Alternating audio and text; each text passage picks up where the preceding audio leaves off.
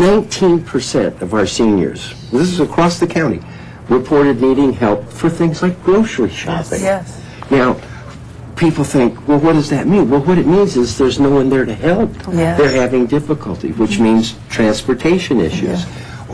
Did anything in the report strike you as amazing that I can't believe we didn't know about this? Well, you know, one of the things, the most significant finding is the inadequate dental insurance. When we started the process, we thought we'd find looking for health care and maybe transportation as the most significant finding.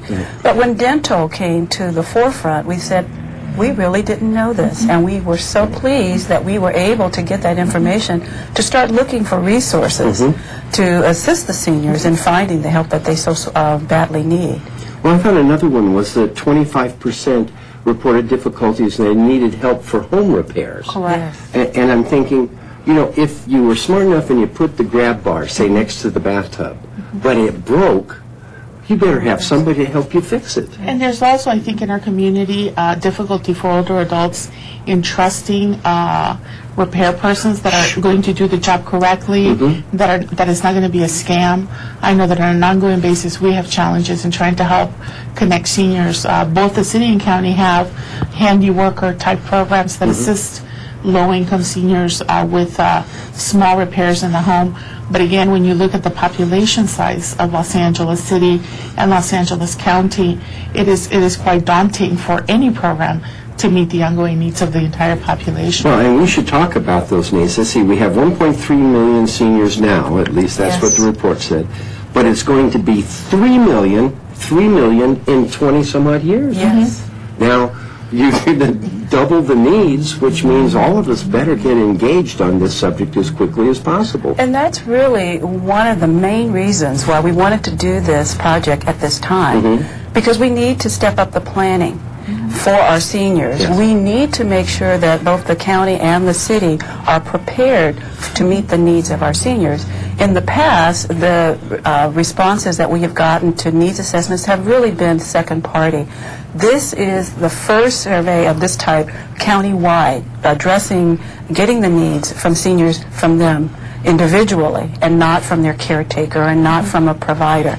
So we know that as our senior population grows, the needs are going to grow as well, and we need to be better prepared for it. Well, I think this has been a wonderful model for cooperation. And I brag about you all the time, Larry. You know I do, that when I needed the resources of the Department of Aging, you guys were there for me, things I had no idea about.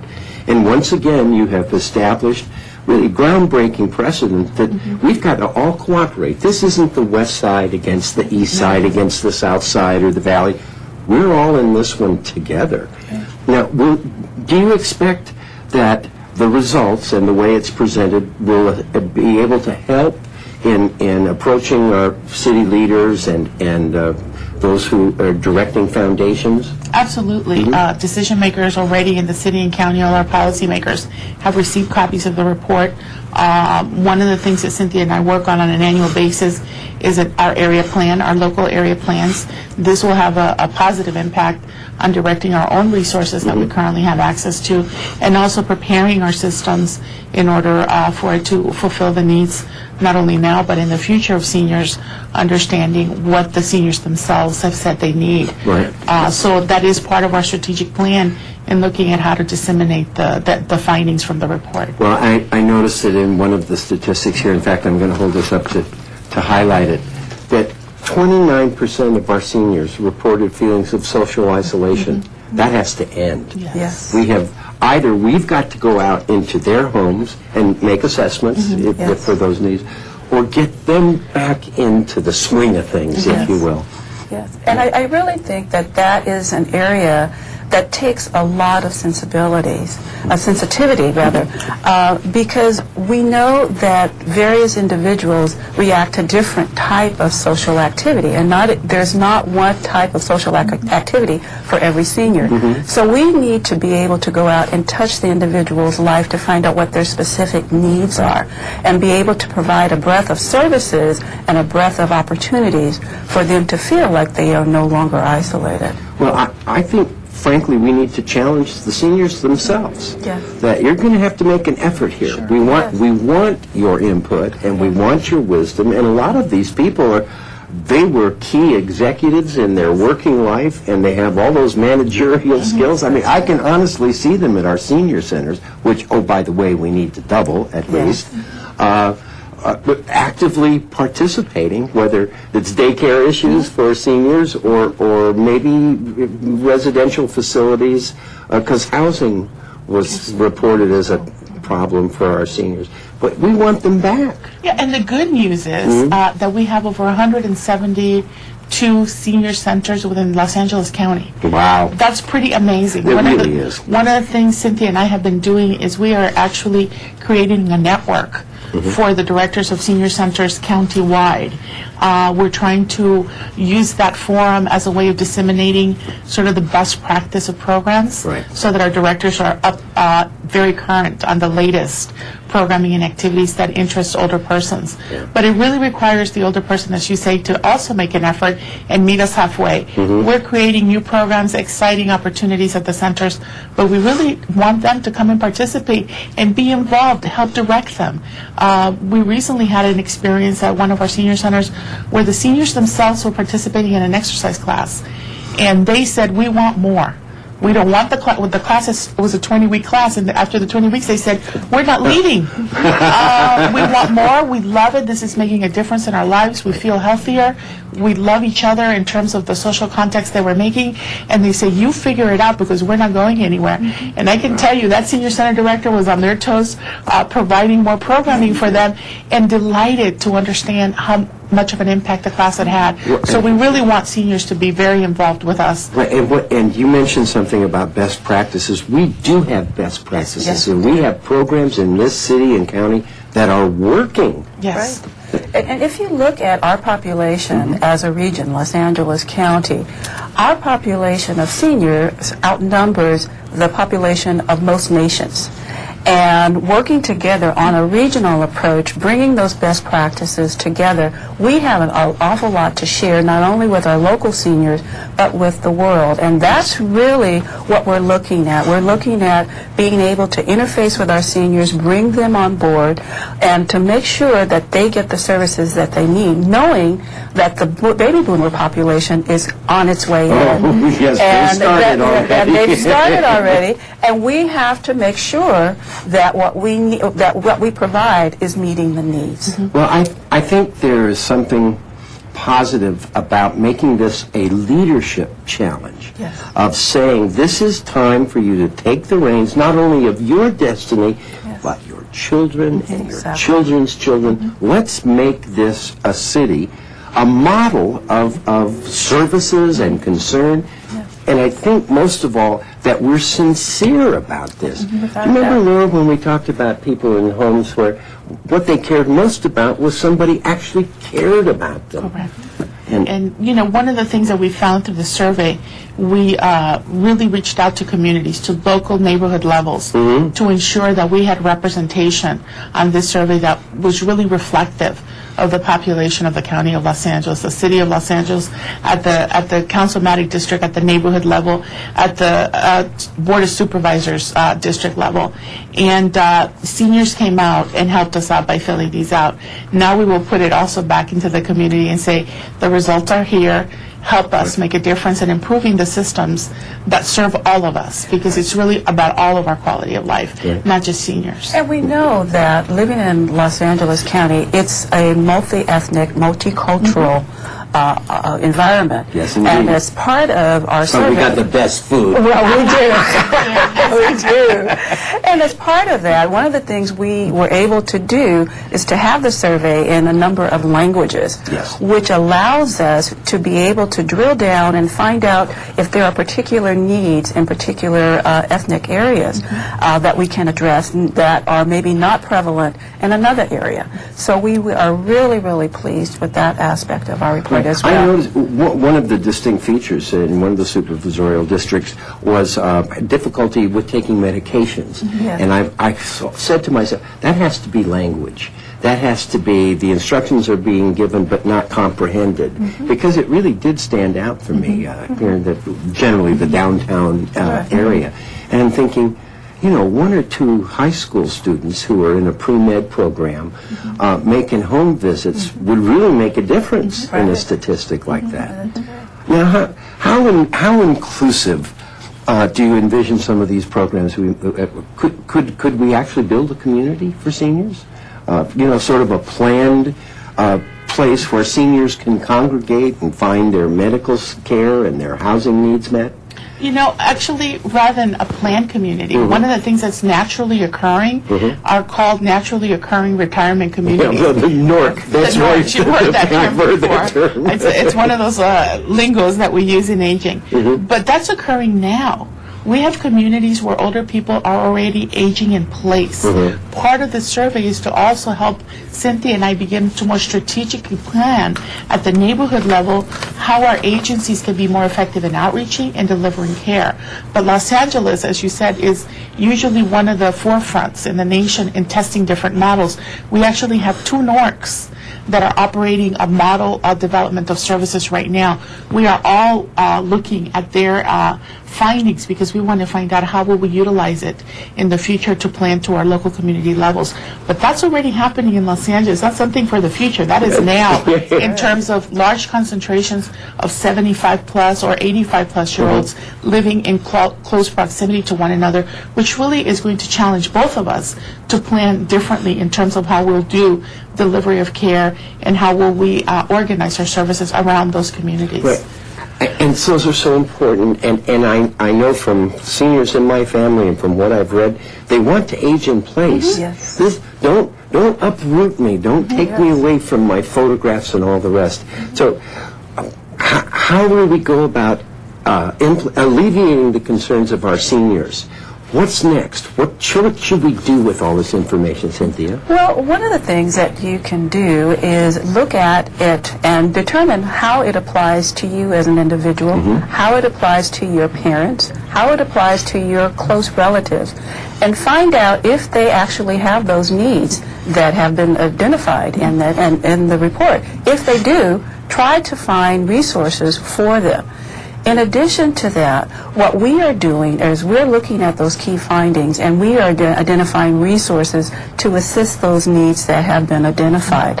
In addition to that, we're working with the area agency councils and the Commission on Aging to do some advocacy work as well. Great. Well, we all need to be advocates. Again, we are talking about this survey of the older adult population.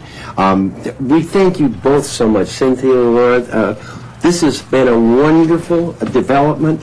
The award is well deserved. This is really a great document, and I look forward to relying on it in the future. I'm Paul Peterson with the Department of Aging and Aging in LA. Thank you so much for joining us today, and Laura, we're going to give you your office back. Okay. You're always welcome. Thank you. Thank you.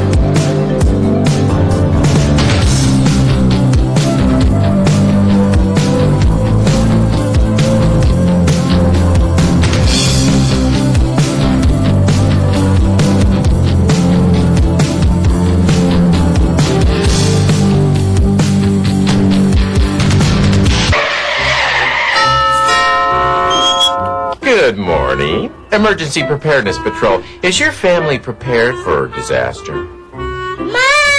Emergencies can strike at any time. That's why it's important to have a family emergency plan in case you're separated during a disaster. Have an emergency supply kit ready with non-perishable food items such as dry goods, canned goods, and water.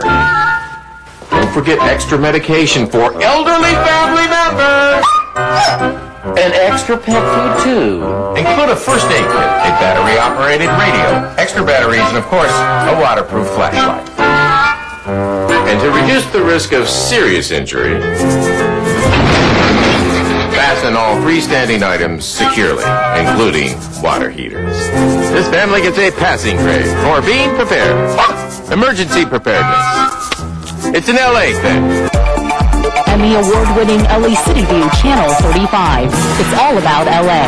In LA this week, travelers can expect tighter security at LAX and other U.S. airports. Thanks for joining us. I'm Ellen Chang. LA Update is the nation's first daily newscast on a municipal station. Hello, I'm Ellen Chang with your LA Update. Here's what's making news in the city on this Friday. Last month, the city's Animal Cruelty Task Force seized 17 fighting dogs. Talk shows that talk the talk. Welcome to LA Roundtable. Welcome to Council Week in Review. I'm Mary Grady for the Los Angeles Police Department. Hi, I'm Brett Pomerantz, and welcome to the Neighborhood Cafe. With over a dozen original series programs for city departments. Luckily, they diffused it. There were something like 25 squad cars there. Award-winning PSAs. Pull to the right! Save it, buddy. The ball call. The average car weighs 6,000 pounds. The average bicycle with rider weighs 170 pounds, give or take a few. And if the two collide, bug splatter. Live gavel-to-gavel city council meetings and commission coverage. Now it's time for general public comment. All these are items that are not formally on our agenda.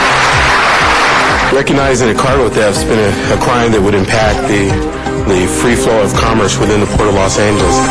Thought-provoking, historical, and cultural programming. The Los Angeles Basin was the most prolific agricultural area within America. When William first arrived and saw the dry, dusty little town, population 9,000, he was not impressed.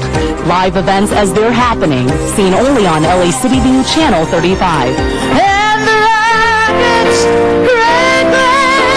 You can see the dignitaries are arriving from 43 countries, and we see the Secretary of State, Warren Christopher.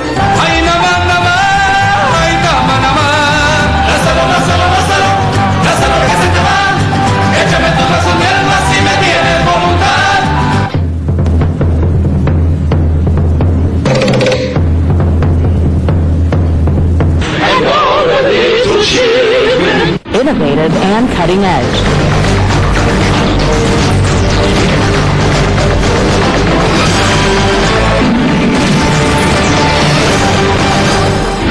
Welcome to your LAFD in action.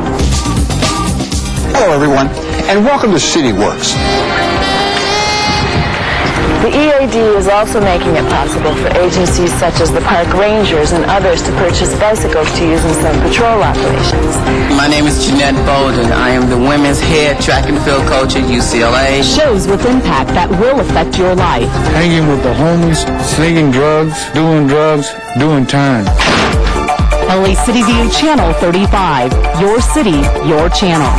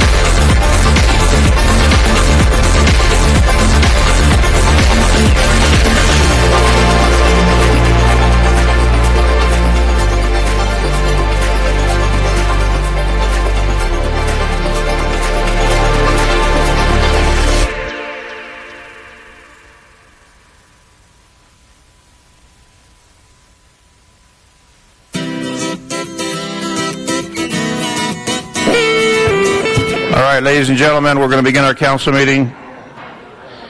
Welcome to Los Angeles City Hall. Welcome to City Council Chambers. This is the meeting of the City of Los Angeles City Council. Today is Tuesday, October 5th. Council meets 3 times a week, Tuesday, Wednesday, and Friday. All meetings are open to the public. For those who cannot make it to City Hall, meetings are televised via cable channel 35 or can be viewed by visiting our website, www.lacity.org. This meeting is now in session. City Clerk, please call the roll. Alarcon, Cardenas, Hahn, Weezer, Koretz, Krikorian, Labange, Parks, Perry, Reyes, Rosendahl, Smith, Wesson, Garcetti. 10 members present. Any quorum, Mr. President. Thank you. First item of business, please. Is approval of the minutes. Mr. Parks, seconded by Ms. Perry. Commendatory resolutions for approval. Commendatory resolutions are approved. Mr. President, this is Tuesday, and it is time for the flag salute.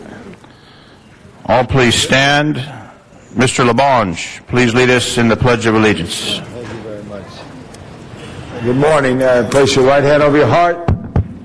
Ready, begin. I pledge allegiance to the flag of the United States of America and to the republic for which it stands, one nation, under God, indivisible, with liberty and justice for all.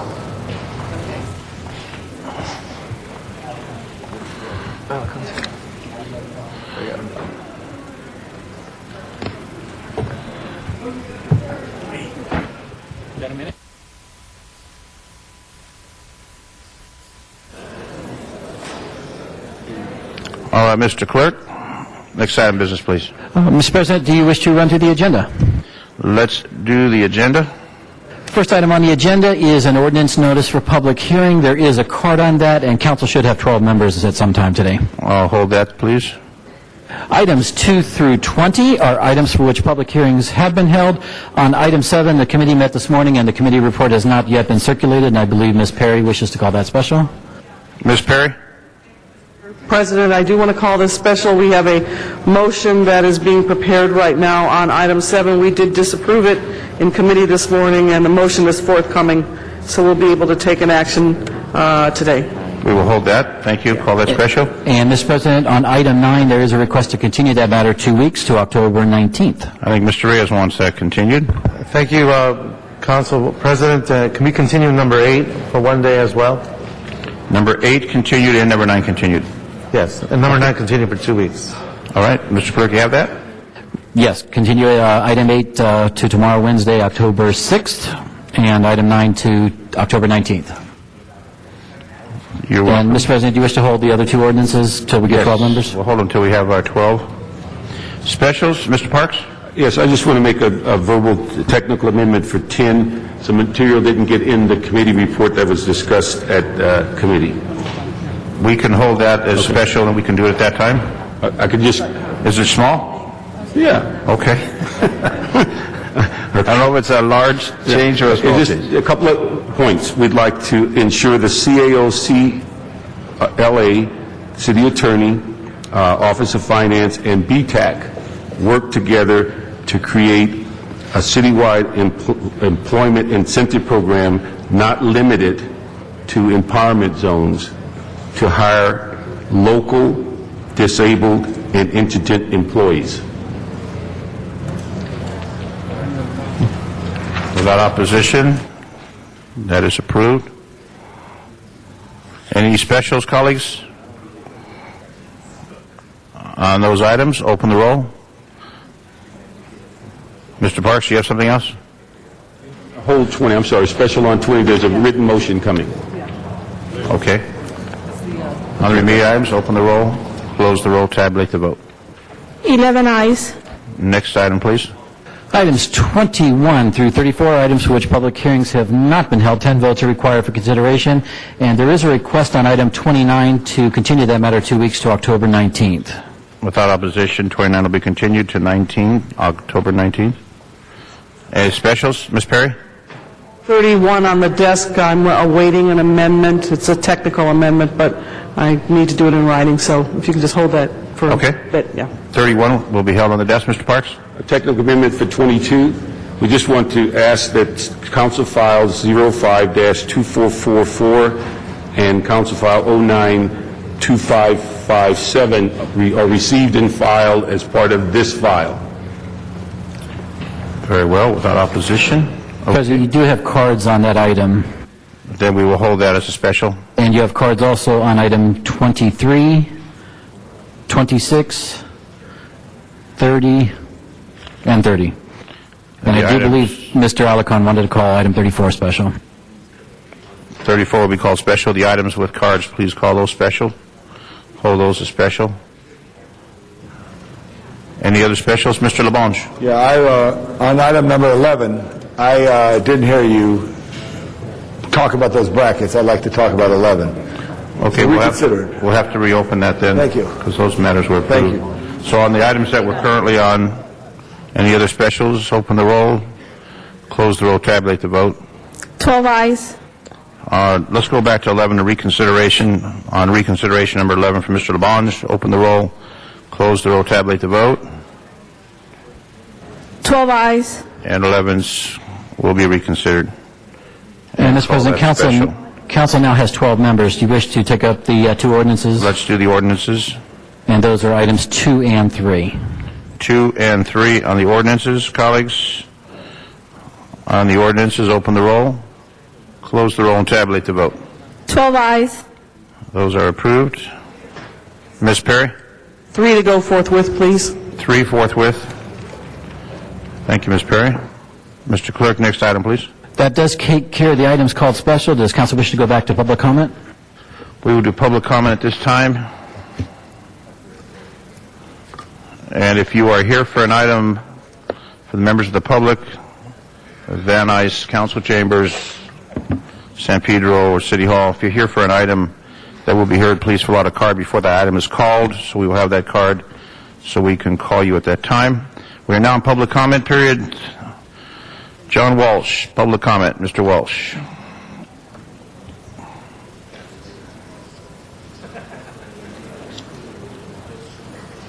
John Walsh, blogging at Hollywood Highlands, HIGHLANDS.org, emailing at HollywoodDems, DEMS, at gmail.com, and twittering at HollywoodDems.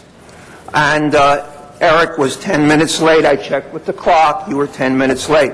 I would now like to read a list, and in this list, the next mayor is contained. These are the 11 most likely candidates for mayor. Austin Butner, Rick Caruso, Laura Chick, Eric Garcetti, Wendy Gruhl, Janice Hahn, Alex Padilla, Jan Perry, Mark Ridley Thomas, Arnold Schwarzenegger, and Zev Yaroslavsky. One of those will be your next mayor. If you want to find out, check our website. Now, we had a lot of problem in this state about false ID. And we have, Ms. Whitman says she cannot tell false ID. Well, I'd like to see I want you to know what this says is California ID in 15 minutes. In other words, if you want false ID, and I'm going to give you these cards are handed in downtown. The sheriffs are investigating this because I got the Board of Supervisors. Go to our website, HollywoodHighlands.org, and it will show you how to tell a false ID. But 432 South Broadway, Los Angeles. Phone number 213-841-7243. California ID in 15 minutes. Monterey Park, 7133 Pacific Boulevard. Meg Whitman, are you listening? Brown, are you listening? They're not listening. And that phone number is 323-586-9411. Now, I'm giving this to Mr. Zine now, and I want some action on this. HollywoodHighlands.org. LA Times, cyberbullies. HollywoodHighlands.org. And I signed up for number 22. Give this to them. You want a false ID? Anybody. There's the address. There's the phone number for Meg Whitman or anybody in this state. Bill Hoy. Good morning, members of the LA City Council. My name is Bill Huey. I'm the president of Fair Housing Coalition. We're a group of people who believe in equality under the law for both landlords and renters. For 2 years, I've been coming here talking about how the housing department has an agenda against landlords, and it's driving small mom-and-pop landlords out of business. At the same time, You know, it's become very easy to demonize landlords. We can be painted as world billionaires, and because 63% of the public are renters, I can see how that would be a political advantage to help someone get elected to public office. Well, now so many landlords are being bankrupt because they're in REAP and they're selling their properties to developers. Many of the working poor who live in these buildings are becoming homeless. That is one component that's adding to the homeless issue in LA. I know many homeless people who write to me and say, I had a one-bedroom apartment in Hollywood or Silver Lake or downtown. My landlord went bankrupt, and now I'm on the street. But today, I have proof of something. Usually, I come here with information. I have proof that the number 2 person at the LA Housing Department has a very cozy relationship with one of these agencies that goes out and signs up landlords when they're in REAP to start paying their money to the city. I have a documented letter here by members of the Housing Department who want the City Council to look into this. This is blatant corruption. And also, if you look into the REAP account, that account where when the city collects rent money, they put it into a major REAP account, you'll find that there's $2 million missing. So I urge the City Council to call the City Controller and take a look at that account, because these are letters and phone calls that I get. I write for 2 different magazines, read by 70,000 landlords in LA County. So people are calling me. Renters are calling me who don't want their landlord to go out of business and lose their home. And landlords are calling me, a lot of mom and pops. Thank you for your time. Thank you. Thank you, sir. Can I give this to Sergeant at Arms? Sergeant Arms, can you please take that? Thank you. Wayne Spindler. How you doing? Good to see you. Okay. Well, we have here today item number 7, which will be dealing with some sort of DWP rate increase. We keep hearing every day that, I know from the Metropolitan Water District, there is a 13-cent savings that's supposed to be coming to ratepayers in this coming quarter. And in the next quarter, it's going to go down even more. Angelinos, that's what we're called. We're outside of the county of Los Angeles, we're referred to as the schmucks that still stay here. But we continue to conserve more water, and our water rates keep going up. And the reason this is happening, and I've tried to illustrate this point, is that the pension costs are not going to go down.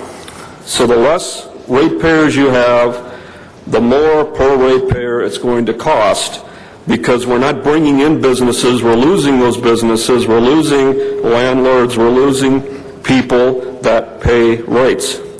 And that means the people that remain, similar to insurance pools, the paying customers are going to continue to receive increases no matter how much water or how much electric and power you conserve. And that's why the only solution that's going to come for this city, that's going to come for the DWP, is to address the pension issue. Either you sell the DWP to pay off the pensions, you sell it with an assumption of those pensions, or you place the city in overall Chapter 9 proceedings and declare bankruptcy for the city. That way you can take the pensions, separate the pensions from the rest of the assets of the city, and give them a settlement depending on how many cents on the dollar you want to give them on a cram-down plan. That's what they call it in bankruptcy. But the more we keep playing these games, the more businesses are going to leave. I just drove down San Fernando Road today and saw another 15 properties vacant. Thank you very much. Thank you, Mr. Spindler. Phyllis Doherty is our next speaker. After that will be Scott Wright. Good morning. Good morning. I'm here to thank Councilman Krikorian and Councilman Labange for coming out on Sunday and providing us with the opportunity to have a community walk to distribute information on this suspect in a murder in Valley Village of a young woman who was just scheduled to get married. Not only was she murdered, but her place was burned. We had the opportunity to unite people from communities all over the city. We were all out there. We haven't done that in a long time. And I was overwhelmed with the response of the people in the community, the car wash that wanted this up on their front window, the laundromats, the people in liquor stores, restaurants, who were so eager to be part of trying to watch for this person who is known to frequent that area.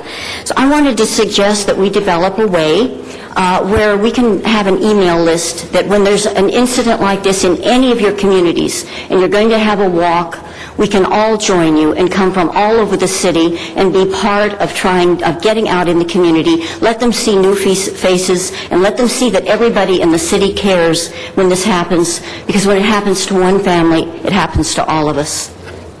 Thank you, Ms. Doherty. Scott Wright is our next speaker. Then we'll go to Van Nuys, and Miriam Fogler will be our next speaker. Good morning, sir. Hi. Very briefly, I'm just speaking in support of Mr. Hui in calling, as a small businessman and a landlord, I house low-income tenants, and they are my customers. And if I don't have customers, I'm out of business. And if I'm out of business, then they're out of a home. I need you to be more in support of landlords and tenants' rights, and not pick winners and losers, but pick what's right. And that's why I'm calling also for an investigation of the housing department to find out what's going on there. And I beg of you, please look into this. Thank you very much. Thank you, sir. We'll next go to Van Nuys, where we can remotely watch from our Van Nuys council chambers. Miriam Fogler is our first speaker. She'll be followed by Donna Pearman. Good morning, Ms. Folks, this is the one coming to the wrong people. Politicians have been greedy since the day of the Tower of Babel fell. Tell you right here, folks, Propositions 22 and 25 are the most terrible state of turmoil for the state of California. If those two pass, especially if 22 passes, you can call good riddance to the state of California and let it fall into the ocean, because you won't have any funds coming in through 22, because redevelopment will take it all, folks. They're going to take you to the gravy train, and they're going to suck you out like vampires. You won't see no property tax money going to the state, to the counties, and the cities, because city council here and then Mayor Antonio went up there about 4 or 5 months ago and said we need to stop the money being taken by the state from the LA City CRA here, because they want to do their Taj Mahal big high-rise projects. The developers give them big contributions, and they're their pals. They give them favoritisms. It's so corrupt here, and they blame the city employees' pensions and health care, whatever, on that, and yet they squander money on the stock market, and here they got these propositions on the ballot to take away the majority, to take away the two-thirds vote of number 25, to make it a simple majority, folks, for them not to show up to get, in other words, if they don't show up to work, then they will not have their benefits. If they get what they want, then they will. They want the majority vote, folks. Don't give it to them, because that's how they want to keep spending, and that's what they're going to do. They're going to collect, and keep spending. They're already talking about spending more on redevelopment. Don't do it. The redevelopment is bad. Thank you. Our next speaker is Donna Pearman, also in Van Nuys. She'll be followed by Rick Nightingale. Yeah. Good morning, Donna. Hi. Sorry I missed the city council on Friday. It was a very quick meeting. We have two very dangerous items on the ballot that must be voted down. They are connected in a way. Prop 22 and 25. Prop 22 that protects redevelopment projects. The CRA. CRA has been bleeding the city very dry, and this will let them keep more of our money. And we won't have our city services. Listen to me and Miriam Fogler. They will get a sweetheart deal. Not good for us, good for them and the city council and the mayor. Just as dangerous as 25. They finally will get rid of the two-thirds vote. Two-thirds votes protects us from added taxes and fines. Not wanted by most people. City council wants a simple majority with low voter turnout. They can easily get a simple majority. These are put on by the city council and the legislation, not the voters. They wanted this will hurt Proposition 13. Howard Jarvis, why don't you go out there against Proposition 22 and 25? Leonard Shapiro says that the CRA hasn't had his books looked at for 23 years. We need to keep strict control on the CRA. And if they can't, we need to disband them. We need to keep two-thirds vote. If you can't continue two-thirds of its people, it's not meant to be. Again, vote no on 22 and 25. This was done by the legislature so that they can have control over money, so that we don't have any control over this. We need to get rid of the CRA. The CRA is a problem. I wanted to say, legislature, two-thirds vote. This legislature is doing this. And, last of all, I just want to say about the pension, that the person shouldn't go after the people's pension on the DWP. He should be going after the developers, who is the reason why our city has gone down the hill is because of the CRA, not city employees. Thank you, Ms. Pearman. Just a legal point of clarification, that does not apply to the City Council, those state measures in any way. Rick Nightingale is our next speaker. Also in Van Nuys, then Ankur Patel. Yeah, Rick Nightingale. I'll tell you, you people better get out and vote. It is very important this time. I'm telling you right now, I believe in you vote for the best person, but I'll tell you, if you don't vote Republican and get these people out, we are in dire need. Just like how they went after Meg Whitman. I'll tell you, it is unbelievable when you see politics the way it is. When the slander and so forth, and it's just that, just point the finger and then you're guilty until you prove that you're innocent. And how they throw people under the bus, and unbelievable. And since she about illegals and this Diaz, she is thrown under the bus by it's just terrible. Because Gloria Aldridge, well, she's running after the bus anyway. But you have to get out and vote. And if you don't understand it, please read what you're going to do. You got to look at it. I mean, just same as like if you saw the debate and so forth, you think that, oh, she's guilty. She did something wrong, Meg Whitman. She didn't. She did not do anything wrong. If you watch the Fox News and so forth, they have Megyn Kelly and Gloria Van Sutton. They're both lawyers. They had Gloria on there. They crucified her. Showed her how everything that she did was illegal. She even turned around and took her client that you never do and throw her under the bus. And it happened. It was all false, and Whitman did everything you want. You want to hire somebody, she went to the agency and tried to get somebody, and they sent her somebody. She turned around and had a driver's license, had a social security number, just like one of the people here turned around and showed you how easy it is to get a driver's license down in L.A. You can get them. And she do it, and that. But no, everybody just thinks she's guilty, and she's against amnesty. And Brown, if Brown gets in, hang on. I'm telling you right now, Mr. hang President, on. Thank you. The governor's race is not within the jurisdiction of the City Council. Yes, just a reminder, this is for things that are directly under the jurisdiction of the City of Los Angeles, so connection will have to be made directly to it, or else we will be in violation of the State Brown Act. Ankur Patel is our next speaker, and then Bruce Darien, also in Van Nuys. Hello, good morning. Good morning. Most people in these halls in Los Angeles City who follow local politics know that this city favors the politically connected in terms of development deals, business contracts, requests for proposals, and more recently, Laker tickets, right? The politically connected get a lot of stuff here. Now, the way to get some of that power back into the hands of the people, again, I keep on bringing up the internet. So I was on 311 for 30 minutes pointing out some flaws on the website. There are many. I was pointing out a few specific ones. And I actually got a hold of a person after 30 minutes.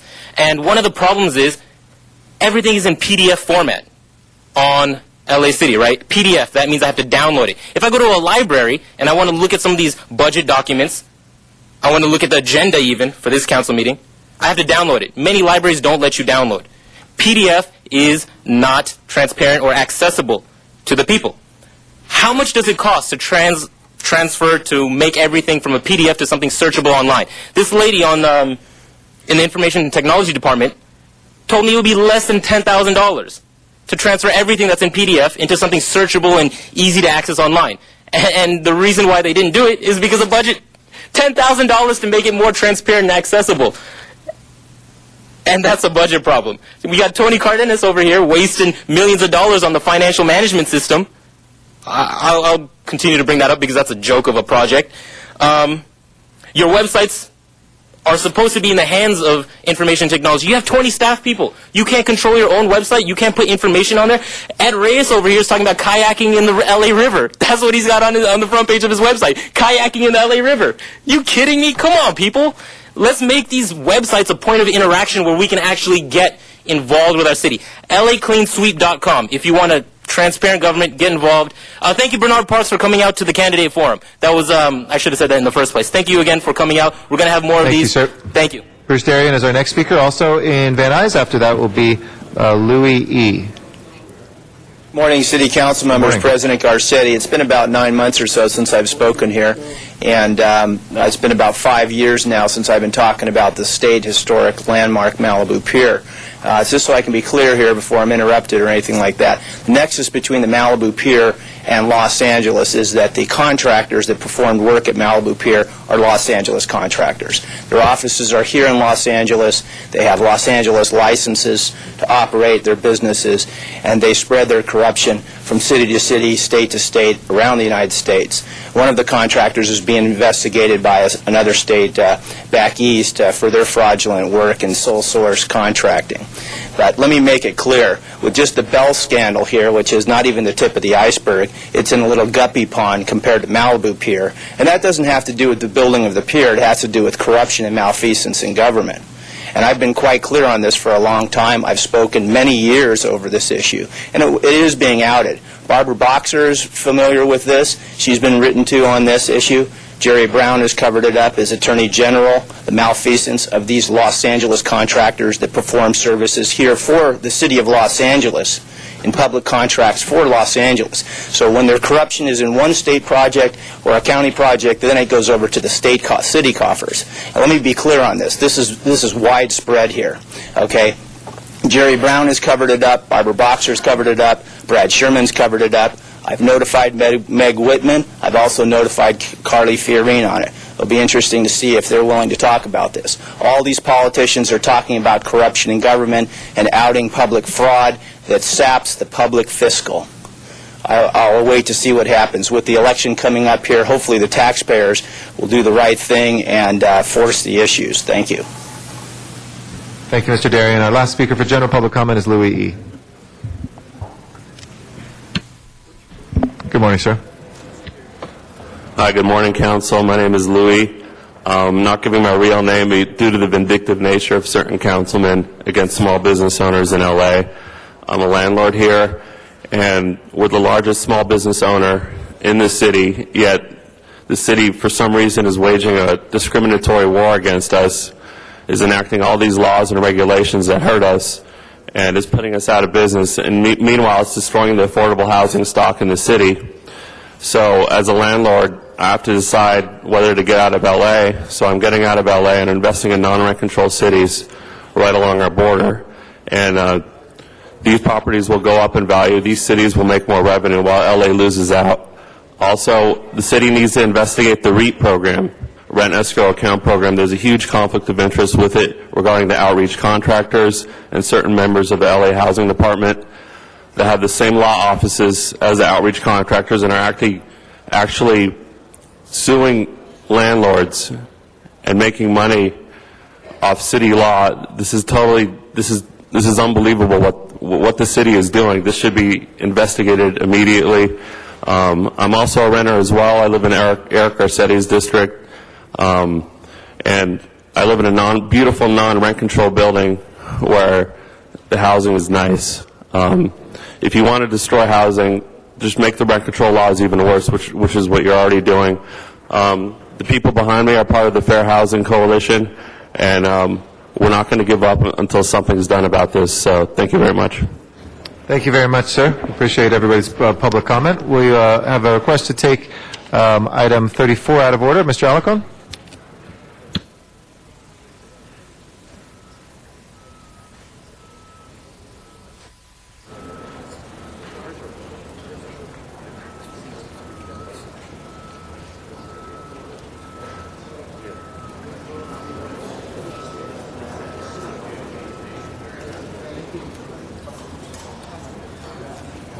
Council members, item 34 is a resolution to recognize the California-Mexico Health Initiative, which was a program that was started in January 2001 as part of the California Policy Research Center at the University of California, in conjunction with consulate generals throughout California. The purpose of this endeavor is to better educate immigrants to their health service, what services are available to them, and also to better understand culturally how the health system here works as opposed to how it may work in their country of origin. And so I've been involved with this, frankly, since I was a state senator, and we've been working on this initiative. There was a press conference at 9 o'clock. My apologies. I had a little health disaster with my daughter. As we arrived at the child care center, I had to take her to her mother because she was not able to go to school today. And even those little small tragedies bring to light how a parent feels when they don't know what services are available for their child. Primero quiero dar las gracias a los cónsul generales que están presentes hoy. Tenemos 7 países que están representando en este proyecto. We have 7 countries who are participating now. It started as a binational effort with Mexico, but has grown to include Ecuador, El Salvador, Guatemala, Honduras, Nicaragua, Peru, and of course Mexico, Colombia as well. And this provides consulate generals the opportunity to work with officials in the state of California to ensure in a state where so many people originate from these 7 countries that we can do a better job of communicating and effectively providing services. I want to tell you that this is not just a policy conversation. This is a hands-on approach. These consul generals have established programs. For example, they have a program where a immigrant from their country can go, an immigrant to our country from their country can go to their consulate general, and specifically there's a designated window where they can get information about how to obtain health services in this country. But it also extends to their country, where they may have family members who need services. And so by getting the information from their consulate general, there's a better cultural exchange, there's a better understanding, there's a better communication, and the confidence level is much higher. And this benefits all of us. It benefits us because it reduces epidemic possibilities. It improves the health condition not only for the families that are here, but those who may be in transition from their originating country to California. It helps them come to us in a healthier condition and also with a better understanding of how things work here. So this resolution is to recognize this important event. There's going to be there's a conference going on right now in Guanajuato, Mexico. My chief of staff, Saeed Ali, who was one of the initiators of this concept when he worked in the state senate, is representing my office over there. This Saturday at Hansen Dam, we are bringing together dozens and dozens of health agencies to provide direct information and services to the people of the Northeast San Fernando Valley. Well, anybody who comes is certainly welcome to come to Hansen Dam this Saturday. Contact my office for information on the time. That would be 818-756-9115, and they can provide you with the information. At this time, I'd like to recognize the Consul Generales who are present today. We have Mr. Eddie Bedon, Consul General of Ecuador in Los Angeles, Mr. Walter Duran, Consul General de El Salvador in Los Angeles, Pablo Garcia, Consul General de Guatemala. We also have Jose Alberto Acevedo, Consul General de Nicaragua, Javier Cuadros, acting General Counsel, acting General Counsel of Peru, Zinia Vargas Mora, Consul General de Costa Rica. We also have representing Honduras, Consul Jose Rivera, and Public Affairs Officer for Consul General of Colombia, Edwin Ospina. I believe Jose Rivera is going to speak on behalf of the entire group. He is the Consul of Honduras in Los Angeles. Good morning, council members. On behalf of the governments of Mexico, Guatemala, El Salvador, Honduras, Nicaragua, Costa Rica, Colombia, Ecuador, Peru, and Bolivia, we are today celebrating the inauguration of the 10th Binational Health Week, which represents an effort of hundreds of health agencies, both private and public, as well as a great effort from the community, who offer free health services to all of our nationals. We want to thank the support of the City Council through the Council Member Richard Alarcón. We also hope that this initiative also opens new opportunities for more programs that will benefit our communities that reside in the city of Los Angeles. Thank you again. Council members, as you vote on this measure, I anticipate your support, but I can't think of a more important year for this relationship to exist because of the National Healthcare Reform Act that was recently passed and the fact that we don't even know what all of that means. So you can imagine how difficult it is for an immigrant family to try and understand our health system when most of the people of the United States don't understand what is going to happen with our health care reform. So I appreciate your support, and of course, the healthier our immigrants are who live in our community, the healthier we all will be. Thank you. Thank you very much, Mr. Labange. Thank you very much, Mr. Alarcón. Thank you very much for bringing this forward to the Council Generals. It's so good to see many of you. Members, what we must realize, this dynamic city of Los Angeles has over 110 consulates. This is next only to Washington, D.C. and Hong Kong, as opposed to a national capital where there's so many consulates here. And you're in extra hands of angels who help connect people with any challenge that they have, maybe back at home or here in the United States.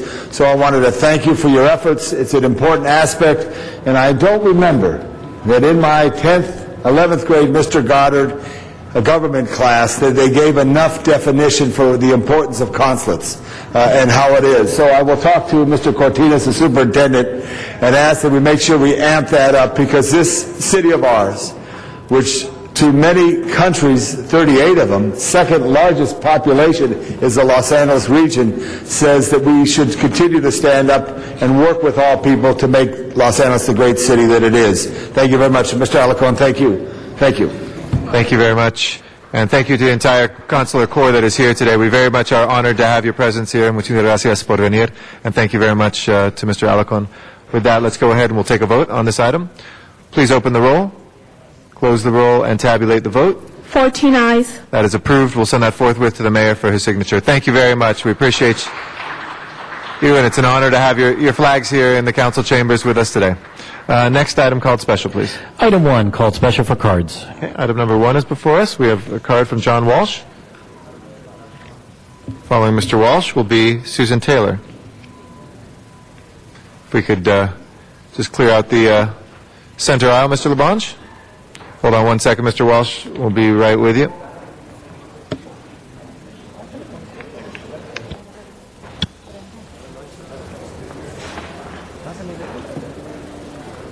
Thank you. I'd like to address the Consul General of Guatemala. They killed one of your citizens in this city the other day, and nothing happened. I'm saying that to the... Excuse me. Under the Brown Act, if you could please address the item before us. Boy, I tell you, I'm going to go to Guatemala where they have some rights. Excuse me, sir. Okay, this HollywoodHighlands.org. For those of you who haven't read the agenda, this is the way they're going to make a few bucks. They're adding a new tax called a permit fee for animals under the age of 6 months for a transfer. Now, please, I addressed in Bow Wow Talk last time I was here last Tuesday, why must you put on the backs of animals? I'm not talking about the city council, I'm talking about dumb animals. HollywoodHighlands.org. Thank you. Susan Taylor is our next speaker. After that is Phyllis Doherty. Very good morning to you. Good morning. Wow, I never thought I would ever be here. Back in 2000, when I worked with a bunch of humane people on getting the license differential, it became clear that there was a big loophole in that law, and that was people who bred animals and sold them in the city of Los Angeles only had to say the animal was bred outside the city of Los Angeles to avoid paying any fees. I went to the Department of Animal Services, and I've worked very hard with all of them since, so I want to thank them. I want to thank Linda Barth and Kathy Davis and Dove LaSalle and all of you for understanding that this makes it fair now. Anyone who now sells or transfers an animal in the city of Los Angeles is going to have to pay the same amount of money. Now, I know in the past people have thought that maybe breeding animals was done as a hobby, but now with our financial situation, people are breeding them more and more to actually make money. And we shouldn't have them making money off the backs of an animal. I went this morning and just took off the internet for the recycler, one internet page. There was 110 entries for animals being sold in the city of Los Angeles totaling $15,000 of what I could see. You're now going to require them to pay tax and have a business license. Actors and Others for Animals will be celebrating our 40th anniversary next year, and that entire 40 years we have worked cooperatively with the city. And so I just want to thank you. This is an important step, and it's going to be an important tool to help save animals and help make sure that everyone is paying the proper fees. Thank you. Thank you, and thank you for your activism on this issue. Phyllis Doherty is our next speaker. After that is Wayne Spindler.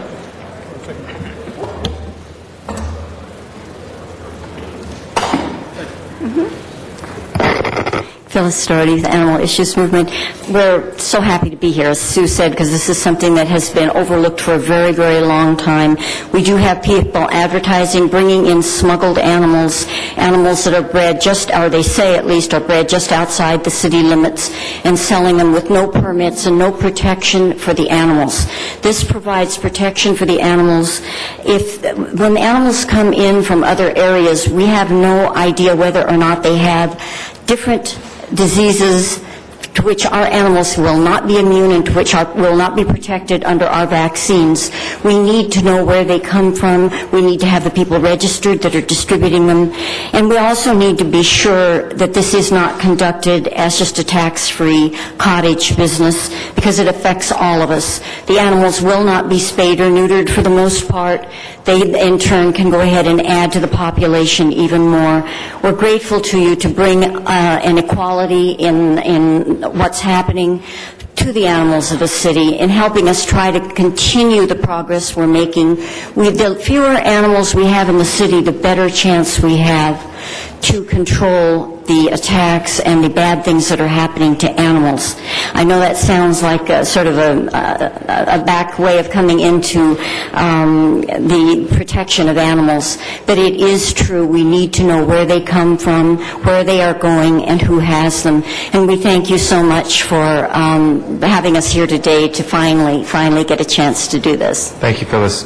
Wayne Spindler is our next speaker.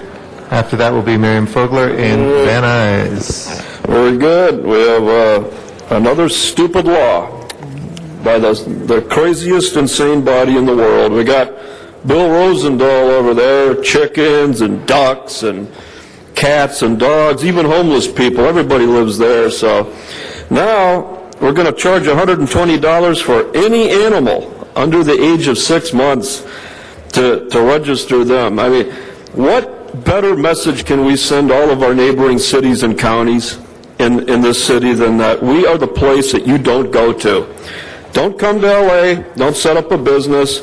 In fact, take your businesses and set them up outside the city of Los Angeles, and then bring everything in to get customers. Like, for example, these mobile food units that Councilman LaBonge has made his mantra of life for. Yeah, how do you tell what animals are covered by this? Birds, those are animals. How about a little squirrel? You know, how about one of these hamsters or something? The value of the animal isn't mentioned in this. You're going to take a cat that's adopted at a shelter in Ventura, they're going to move, at a pretty, so everybody's talking, that's it. Okay, now I wake everybody up. Spindler, if you could. So now, you can show some decorum. So now, no matter what the value of the animal is, if somebody saved this animal in a shelter in Ventura, rents an apartment in Los Angeles, you got to, and it's a 5-month-old cat, you got to pay $120 to register this animal. This is insane. You got to stop this. Enough with this taxation. You don't care about the animals. This has nothing to do with the animals.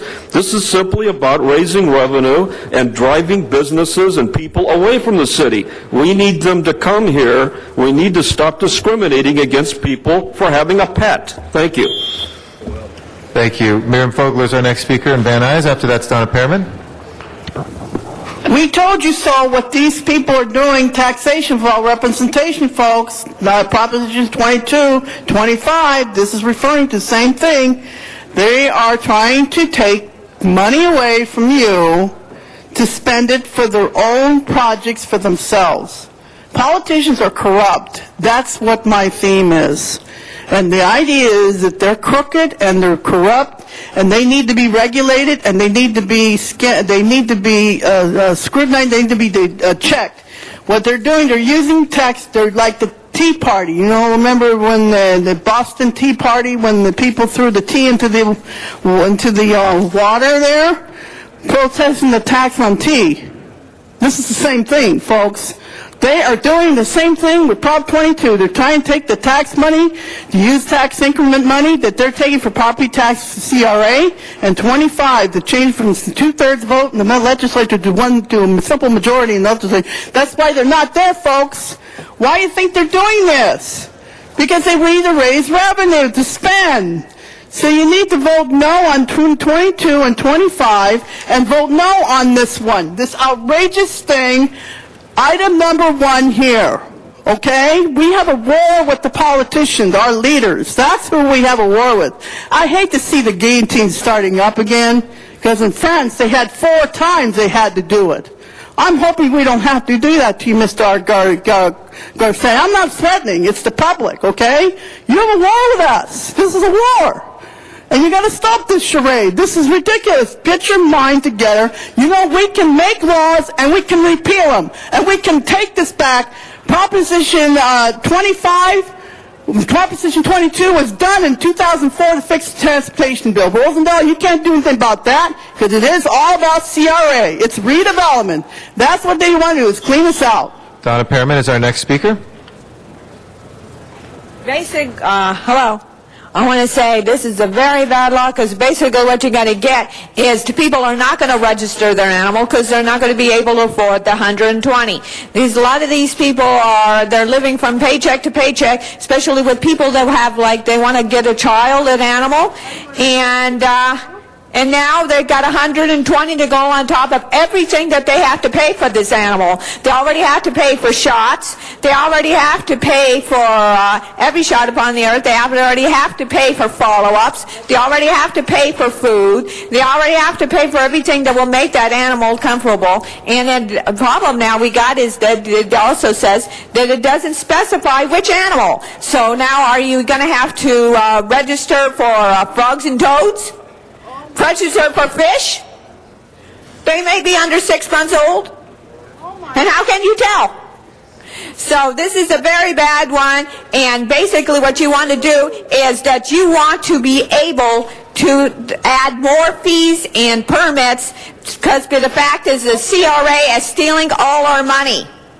Our redevelopment is on number 22, that is stealing all our money, and that is why you need to come up with added revenue that didn't exist in the first place.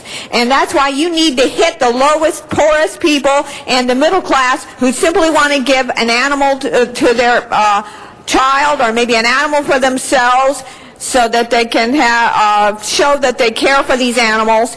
And now they won't be able to register them, because now they'll just have to find a way to break the law, because they won't be able to afford the 120, because 120 to council members probably pocket change, so you probably wouldn't understand. Vote no on this.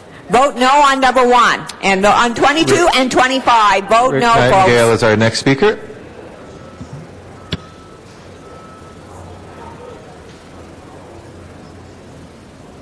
Yeah, Rick Nightingale. I'll tell you, you're making it very hard for people to have animals. An animal can turn around and soothe the people that are hurting. And there's so many people that are hurting. And you're making it that it's a penalty to own an animal. Every time before you should just get a license fee for about $6 or $10 or $12, and that's it. And then you have to have the shots to turn around and get the license, and that's the way it should be. But now you put all these fees on the backs of animals, and you think that these people are going to pay. So then, if and most people, they're just not going to pay. So it comes back down to the animal, that they don't get their shots because they don't have this and that. And then you turn around and you want people to adopt an animal. And how many people are going to, these kids or their parents going to go and spend that kind of money to adopt an animal? And now you want to put another fee. I mean, you're just trying to pass your bad judgment on the money, the way you spend it, and find new revenues and so forth on the backs of the poor and the needy and the animals that can't speak for themselves. And how do you expect that when you want people to turn around and adopt an animal to turn around and pay more fees? It's just ridiculous. And then where's the money that they do spend? Where does it go? Because you people keep robbing to turn around all these other areas to turn around and do your little agendas. I cannot believe the stuff that you people discuss, like the riverbed and have the waterway and canoeing and this. And who cares about that crap? Yeah. The city is starving, and you guys are doing these other garbage things. I wish you would straighten up and figure out how to do it right. Thank you. Thank you. That'll close our general public comment for this item. We now have the vote before us on item number 1. Please prepare the roll. Mr. Koretz, last minute speaker. Yeah, I just think it needs to be said, because obviously this measure is largely misunderstood, that we're just closing a loophole to make it more difficult for breeders to get around this particular loophole. We're not trying to tax the general public. We're trying to enact a policy that we think will be better for the animals and the people in the city of Los Angeles. This is not just a taxing measure, and I think it's being misread as that by the general public, if the speakers are any indication. So I thought we should just point that out. Thank you. Let's go ahead and prepare the roll on this item and tabulate the vote. 14 ayes. That item is approved. Next item, please. Item 7, the item was being held on the desk for the committee report, which has now been circulated. Okay. Item 7, that committee report has been circulated. Anybody wishing to speak on 7? Ms. Perry, did you want to speak on? Thank you very much, Mr. President. There is a motion now on all of your desks.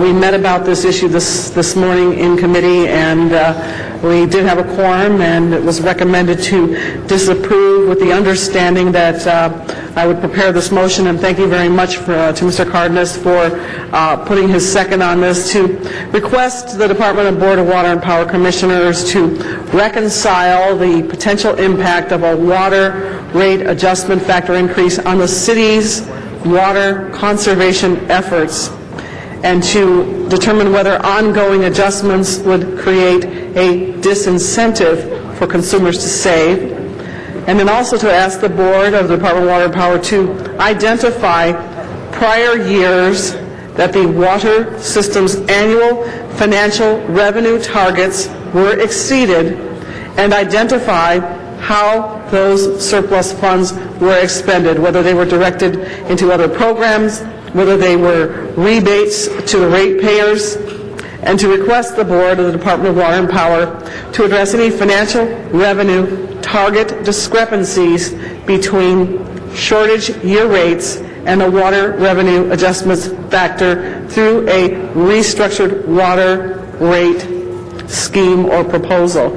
And then, in deference to the department, since they're very concerned about the time frame, they graciously agreed to get this all back in 15 days. And because since the onus and the burden is on them to be able to get this information together for us, I agreed to let them have 15 days, and it would go back to committee in 15 days.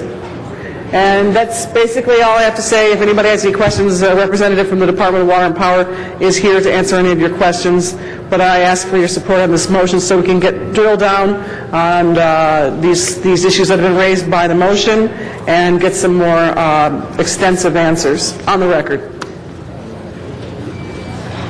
Any other members wishing to be heard on this item? Mr. Labange? Mr. McDaniels, if you want to just give us a report from Water and Power.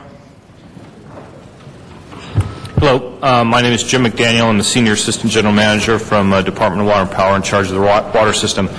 The item before you today is a part of our rates called the Water Revenue Adjustment Factor.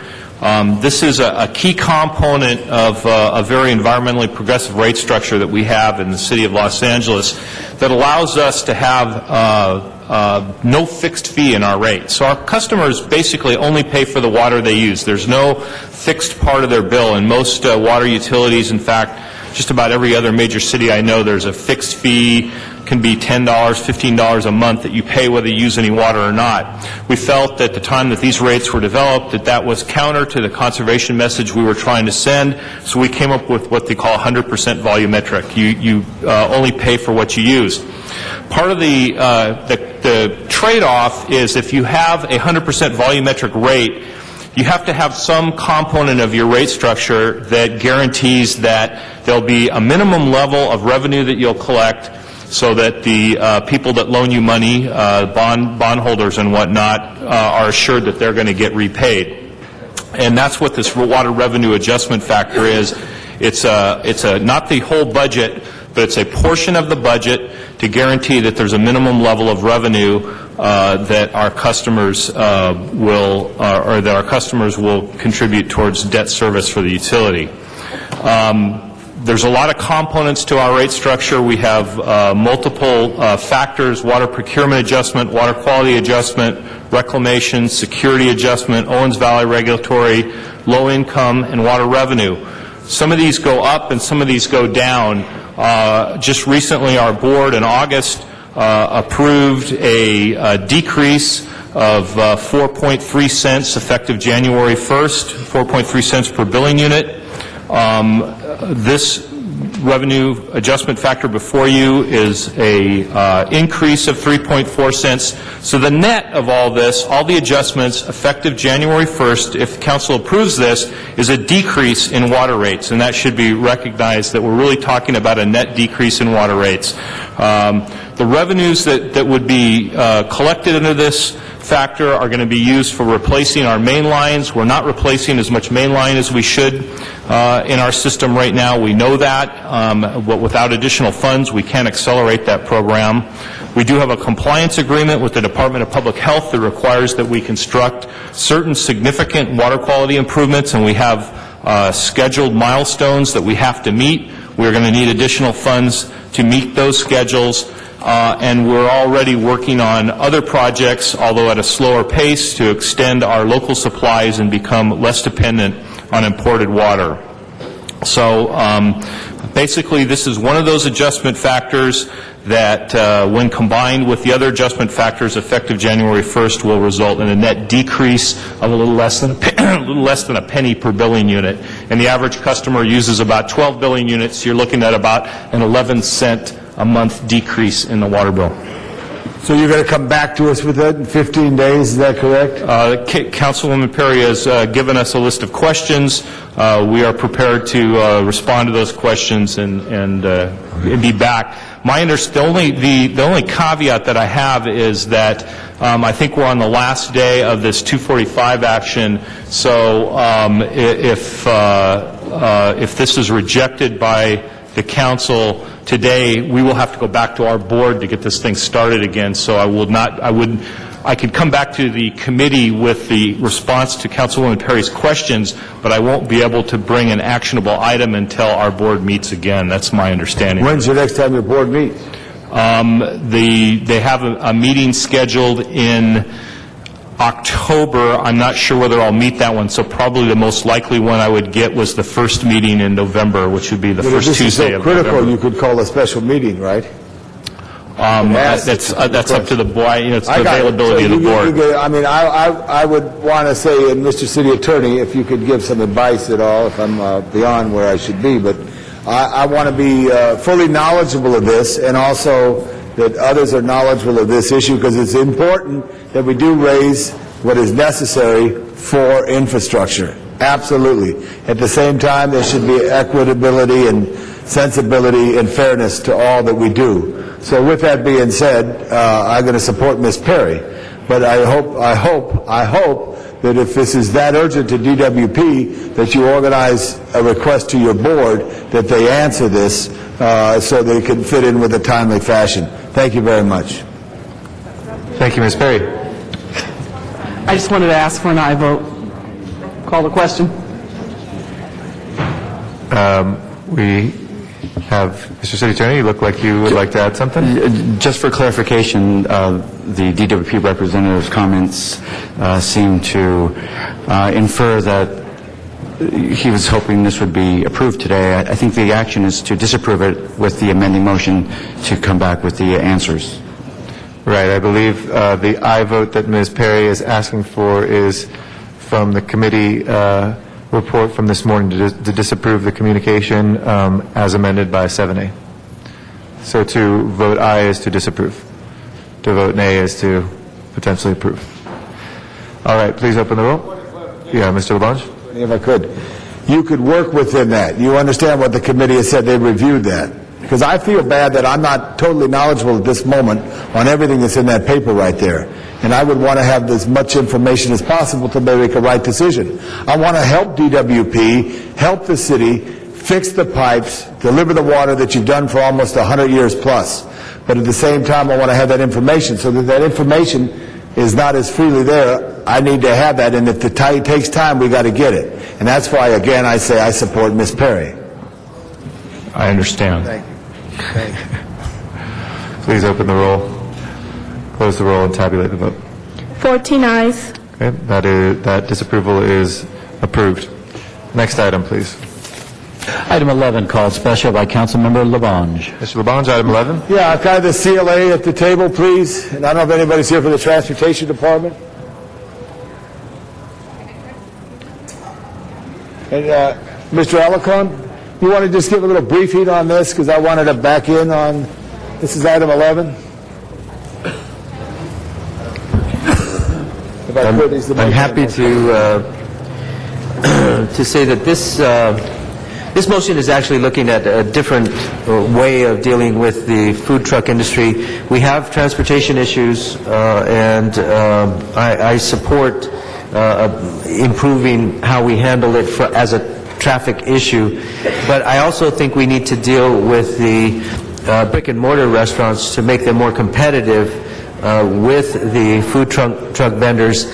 This is an industry that has seen 30% of the restaurants shut down over the last several years, or maybe more, and it's an industry that needs help.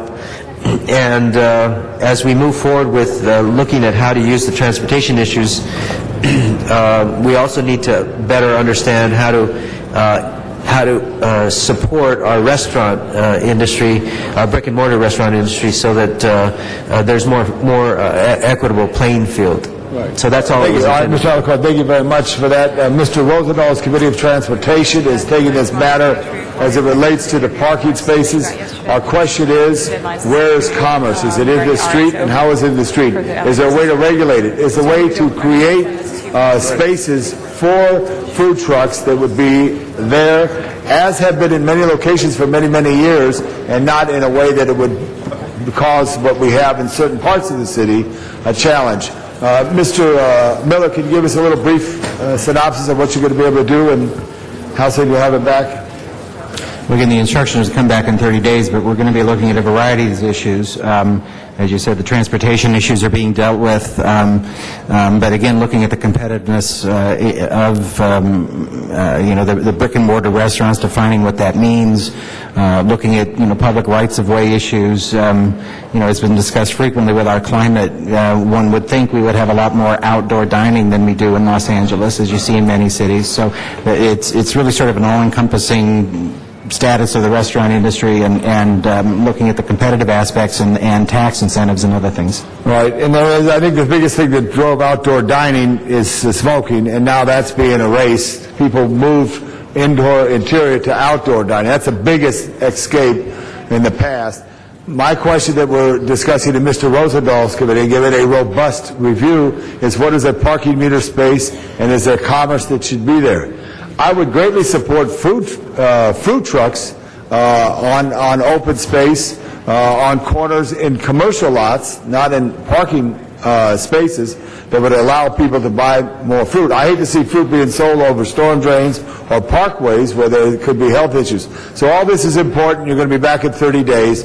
And Mr. Rosendahl and your committee, we will deal with the issue to try to find some equity of what those spaces are, deal with the issue that has happened for 30, 40 years where trucks have parked, but yet they've worked cooperatively with the community, not overloaded the community. Deal with an issue where there's as many council members as on that side of the room as there are trucks.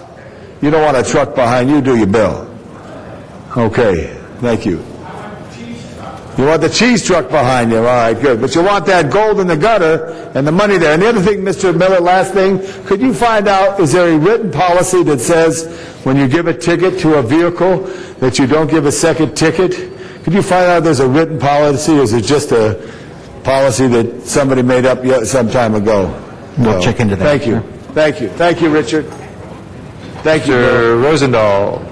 Yeah, just a quick comment since my name was brought up a million times on this. We are in the process on transportation to put it all on the table. I think Mr. Alicon's motion gives us more information and more appreciation of what the issue is, and I applaud that, and we will be dealing with it in committee. We all have to find a way to work together. These trucks have value. They serve a new social need where people on the tweeting and Facebooking get to hang out with each other in different locations. Latitude 33, a project there in Venice near the Grand Canal, brought them all in at the end of the cleanup of the beach, and they literally raised money, all these trucks, for the beach cleanup. And they were in an area that wasn't impacting any businesses, didn't cause any competitive disadvantages to anybody, and provided a social networking opportunity. So we have to find the right balance on all of this, to have food trucks and the restaurants all working together. And we hope in the process in the Transportation Committee, especially with Mr. Labange's leadership on this issue, to find a way to make it all work. So I look forward to your report back to Mr. Alicon's motion. Thank you. Mr. Reyes.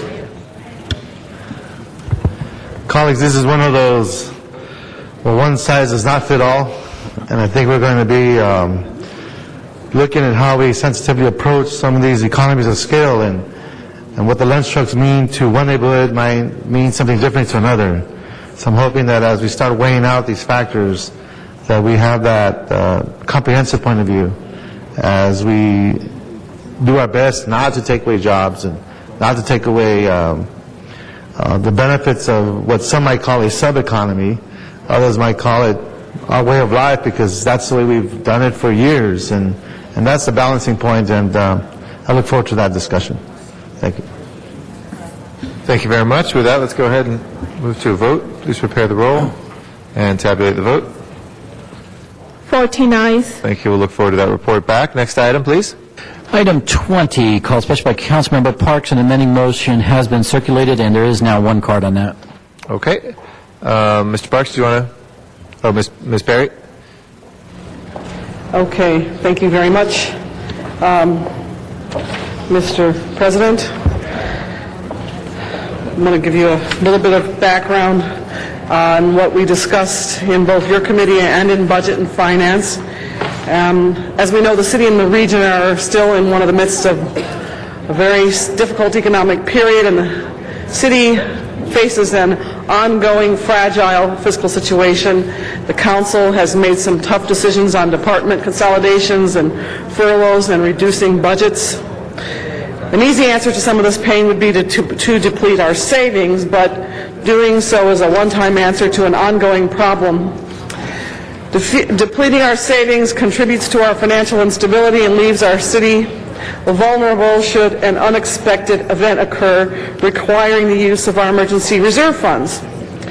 We need only to remember the events of the not-so-distant past to realize how important it is to maintain a healthy emergency reserve fund. The 1991 El Nino flooding, the 1992 civil unrest, and the 1994 Northridge earthquake, just to name a few. With that in mind, I introduced a motion to establish a charter amendment that required that 2.75% of the general fund receipts be dedicated to the emergency reserve account. It would make it more difficult for us to view this account as a quick fix to our annual budget challenges. My ballot measure requires the council make the findings of urgent economic necessity by a 2/3 vote of the council with mayoral concurrence in order to use emergency reserve funding, or a 3/4 vote of the council without mayoral approval. An urgent economic necessity includes, but is not limited to, a natural disaster, a civil unrest, or any other unforeseen economic catastrophe that the council and mayor find to be cataclysmic enough to tap into this newly established account.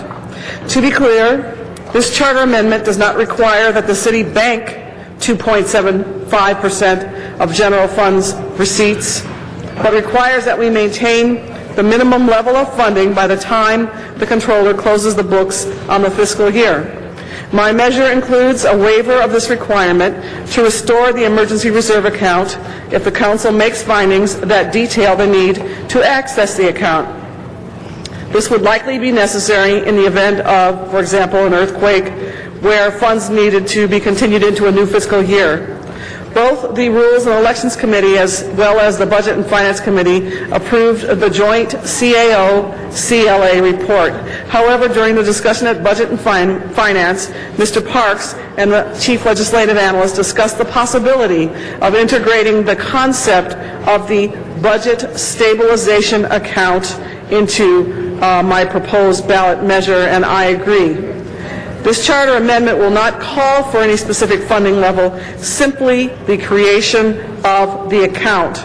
When the economy is strong, the council will bank funds into this account so that when another downturn, if it does happen in the economic cycle occurs, the budget stabilization account will be there to draw from. I believe it's an important policy for us to codify and makes a statement to bond rating agencies that we as a city are serious about keeping our city on firm financial footing. My amendment will not have an immediate effect, but will create a stronger city in the future.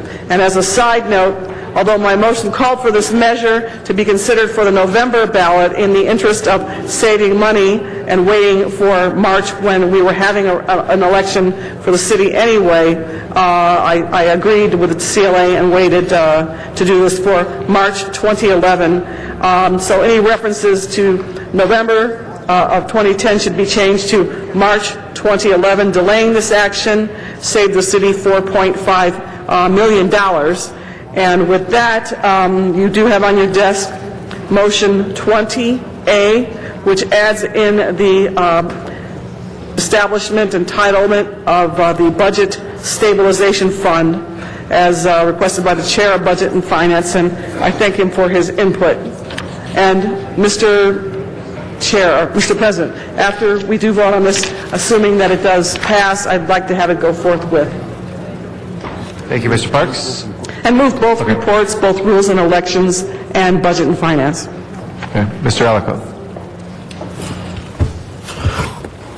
Conceptually, I think it's prudent to set aside money as a rainy day fund. Ms. Perry, my question is, that's what I thought our reserve fund was, and so I'm just wondering, how, since it's not, there's very little direction given to the city attorney in this motion, how would this work in the context of a reserve fund and a separate fund? I'm assuming you're going to have tighter reins on the budget stabilization fund, but I'm just curious how that would all work. Or is it merely an adjustment to the reserve fund, a sub-account under the reserve fund? So if I could just get a clarification. Let me see if I can clarify it. Currently, by policy of the council, we have 2.75 in the emergency part of the reserve fund. The contingency fund does not have a percentage, but basically it houses what's left of the general fund that we put into that reserve fund. Generally, we try to go up to 5%. Between the emergency and contingency, we try to reach 5%. The stabilization fund will not be a part of the 5%, but it will house windfall money so that when we have great years on addressing issues such as taxation or different fees, we can put it there to then use it in lean years. We will allow the process dealing with the administrative code to create the policy, which will come back to the council and create the use of that stabilization fund in the future. We just want to put the title as part of the charter, so we wouldn't have to correct the charter later. Plus, it gives us the benefit that when we go out to our bond rating agencies, they are very appreciative that we're looking at our reserve fund in a broader sense, that we are making decisions on stabilization, and we wanted to highlight that it's visible when we talk about reserve fund, that is part of that whole discussion. Okay, so you're basically saying, I think I'm hearing you say that the budget stabilization fund is a part of the reserve fund. Part, but not part of the 5%. Well, it'll have separate criteria from other components of the reserve fund. That's right. Okay. And that will be dealt with by the administrative code. Okay. Thank you. Mr. Labange. How much is in our, Mr. So, if you'd want to be, what is right now in our reserve fund? The CAO, I'm sorry, I got CAO, he's sitting there. He's got to come up there. I'm going to get Ray Serrano. So, should know. Thank you, Ms. So. It's about, Mr. Labange, the reserve fund fluctuates at any given point. When we adopted the budget this year, we estimated that it would be somewhere in the 160 range, approximately. And right now, as of today, it's approximately 175 million, I believe, which is a little bit more than the 3% than we anticipated. But that will change throughout the year. Historically, going back to Mr. Piper's time, what was the percentage of funds in the reserve? Well, and I think it would be helpful, at least if you could look at that. You may not have that on your fingertips. I don't have those numbers in front of me, but I can tell you that prior to the council adopting a reserve fund policy, that the reserve fund fluctuated anywhere between $10, $15 to $20 million, all the way up to over $200 million in recent times, and that was because of the concerted effort to improve our financial condition and to have those types of reserves available. So this proposal would actually codify what the council has put in place in terms of a financial We went down as low as $10 to $5 million 30 years ago. Yes. You know. Yeah. I was going to say back in the 90s, I think early 90s, we were actually more negative or pretty low with only a few couple $1 million. Right, so this is a good foundation. This is like what you'd have in a good home, a solid foundation in the ground that holds whatever building you have above. So this is very good. Okay, but I would like that just to see what it is and what percentage it is, because I know over the course of time, let's say in the last 40 years, I think our lawsuits are absolutely different than what they once were, and other issues that impact there. So if you could look at that from a position, I think it would be helpful for all of us. Thank you. Thank you. Mr. Garcetti. Thank you very much. And we passed this out of committee, colleagues, and thank you, Ms. Perry. I think this is a smart thing. It's the right thing to do in Ms. Perry's motion here, and a number that will continue to come forward. Some of you have been at our ratepayer advocate meetings. Next one's in Councilmember Krikorian's district in 2 Mondays on the 18th, combined with a number of other proposals that are moving forward on everything from a ban on donations from companies who have contracts before the city during RFPs and after them, a guarantee of having our community plans updated once a decade in the charter. This on the budget, and a couple others Mr. Huizar has put forward as well. I think we're going to have a good reform package in March. Reform sometimes comes from outside City Hall, and many of these ideas have come from our constituents, from neighborhood councils, and from others. But this is a really smart enshrining of what our city policy is right now in the reserve fund. We did ask the question in committee, and it was confirmed. This doesn't mean at any given point in the year there's 2.75 in the reserve fund, and I know, Mr. Labange, you wanted to know what it is, because sometimes taxes will come in at different points of the year. What it says on balance, and certainly at year's close, year's end, it'll be at the 2.75, which is important because for cash flow reasons, if we always had to be at that, there are some moments when we dip a little bit below that, but the emergency reserve will not be touched during the year at all, and that's the policy that we have maintained. It's one that we worked on very diligently. I think when Mr. Pacheco was first the Budget and Finance Chair, Mr. Parks has strengthened it. Maybe it was under Mr. Parks. A number of us were on the Budget Committee. But thank you to Ms. Perry. I fully support this. It came out of committee unanimously, and we look forward to this being part of a reform package in a number of different areas on this March ballot for the people of Los Angeles. Thank you. Mr. Krikorian. I just want to try to understand this a little bit better, because in the city's current financial policies, there's a 2% emergency reserve account. And this calls for 2.75%. In what other ways does the proposal that's before us today differ from the current financial policies, number one?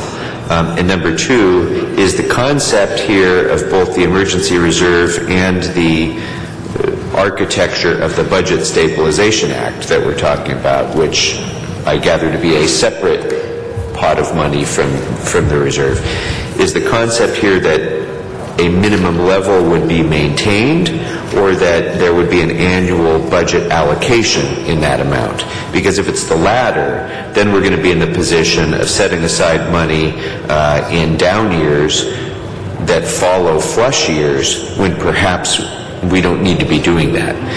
For example, with the budget stabilization proposal, depending on how it's structured, we might have pressing budget priorities that year and a very robust budget stabilization fund because of prior good years.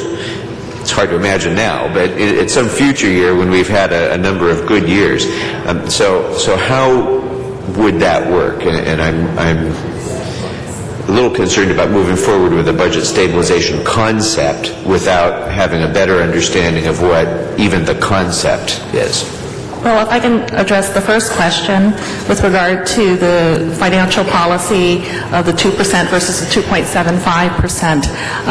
Originally, when the council adopted the reserve fund policy about a decade and a half ago, it was set at 2% with the expectation that the total reserve fund would be in the range of 5%.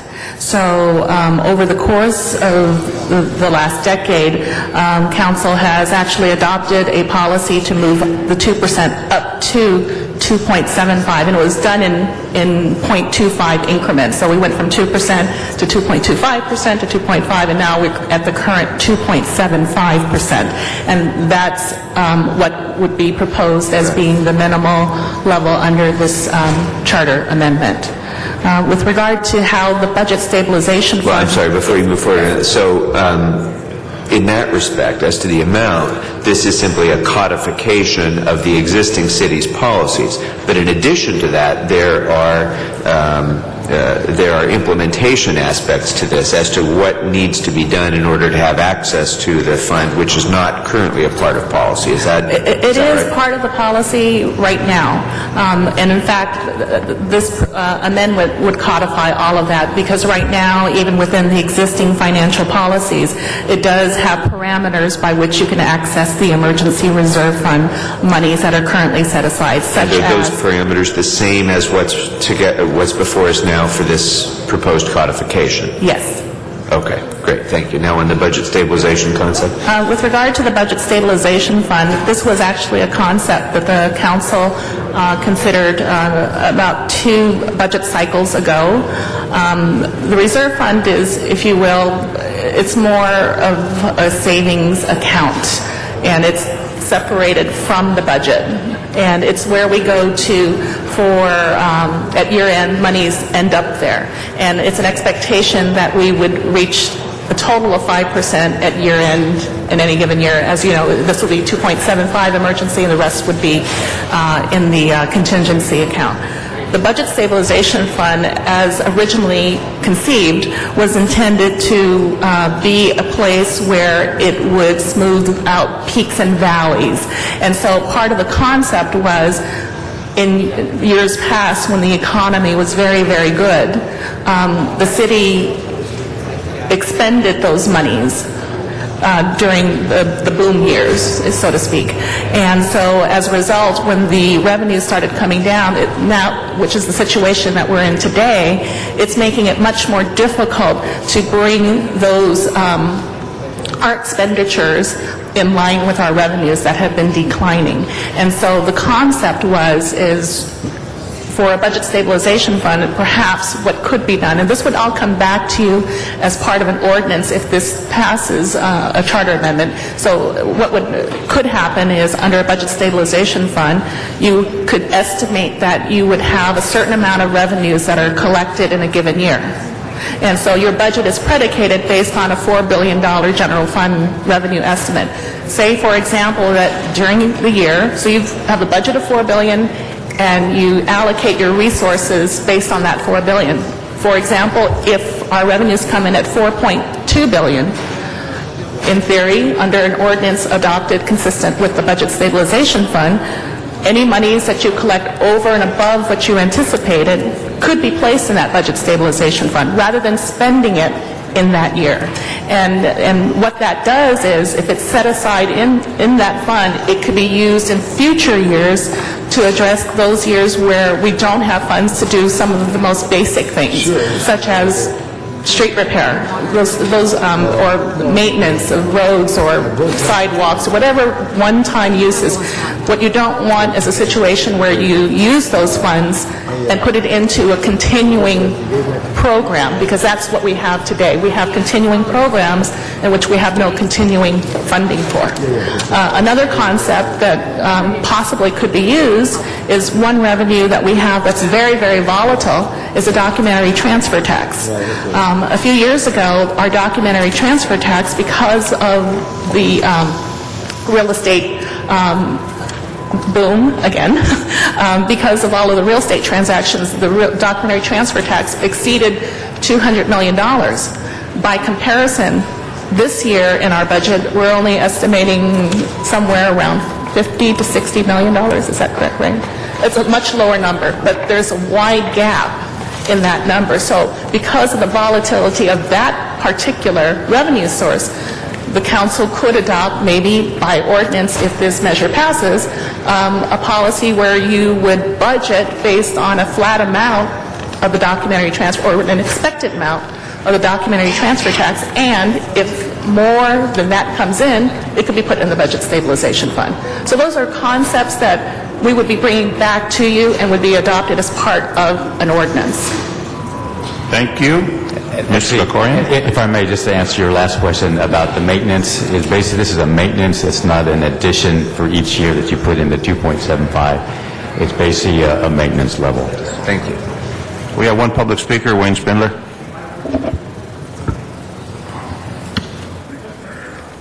All right. Well, another waste of time. This is how Sacramento goes bankrupt every year. They have so many budgetary constraints that money has to be earmarked for certain things, particularly education and other things, that they cannot have the proper type of flexibility for budgets. Like it or not, there's 15 of you. Somebody votes for you people, because I sure as hell wouldn't vote for any of you, but they do. It's your job. This is your job is inherently to pass a budget each fiscal year starting July 1st. You can't handcuff yourself with abstract, idiotic rules to make some imaginary trust fund or the lockbox that Al Gore talked about, because in reality, it's irrelevant. The money you take in each year, the money you have available on hand changes by the minute. in every actuarial form. It doesn't make sense to come up with a number 2, 3, 4, 5%. And she turns around and looks at me because she knows it's right, because obviously it's ridiculous, the whole concept. You can't take and steal from yourself and place it in another account and then say, oh, I'm not going to touch that money. Of course you're going to touch that money. You're going to grab every dime you can, and you're going to, and there's 15 council districts, and you're going to grab and for me, for my district, for my district. So just leave don't have any budgetary restrictions. Don't even put this on the ballot. Just come each year and do your budget and work it out that way, because every situation every year is different. We're going to be in a recession for many years to come in the city. The last thing you want to do is tie up more funds into these other funds. Thank you. All right, that matter is now before us. No other speakers on the queue. Open the roll, and close the roll, and tabulate the vote. 14 ayes. Next item, please. Mr. President, there was a request to send that forthwith. Forthwith on that matter, please. Thank you, Ms. Perry. Item 22, called special for cards. Number 22, John Walsh, HollywoodHighlands.org.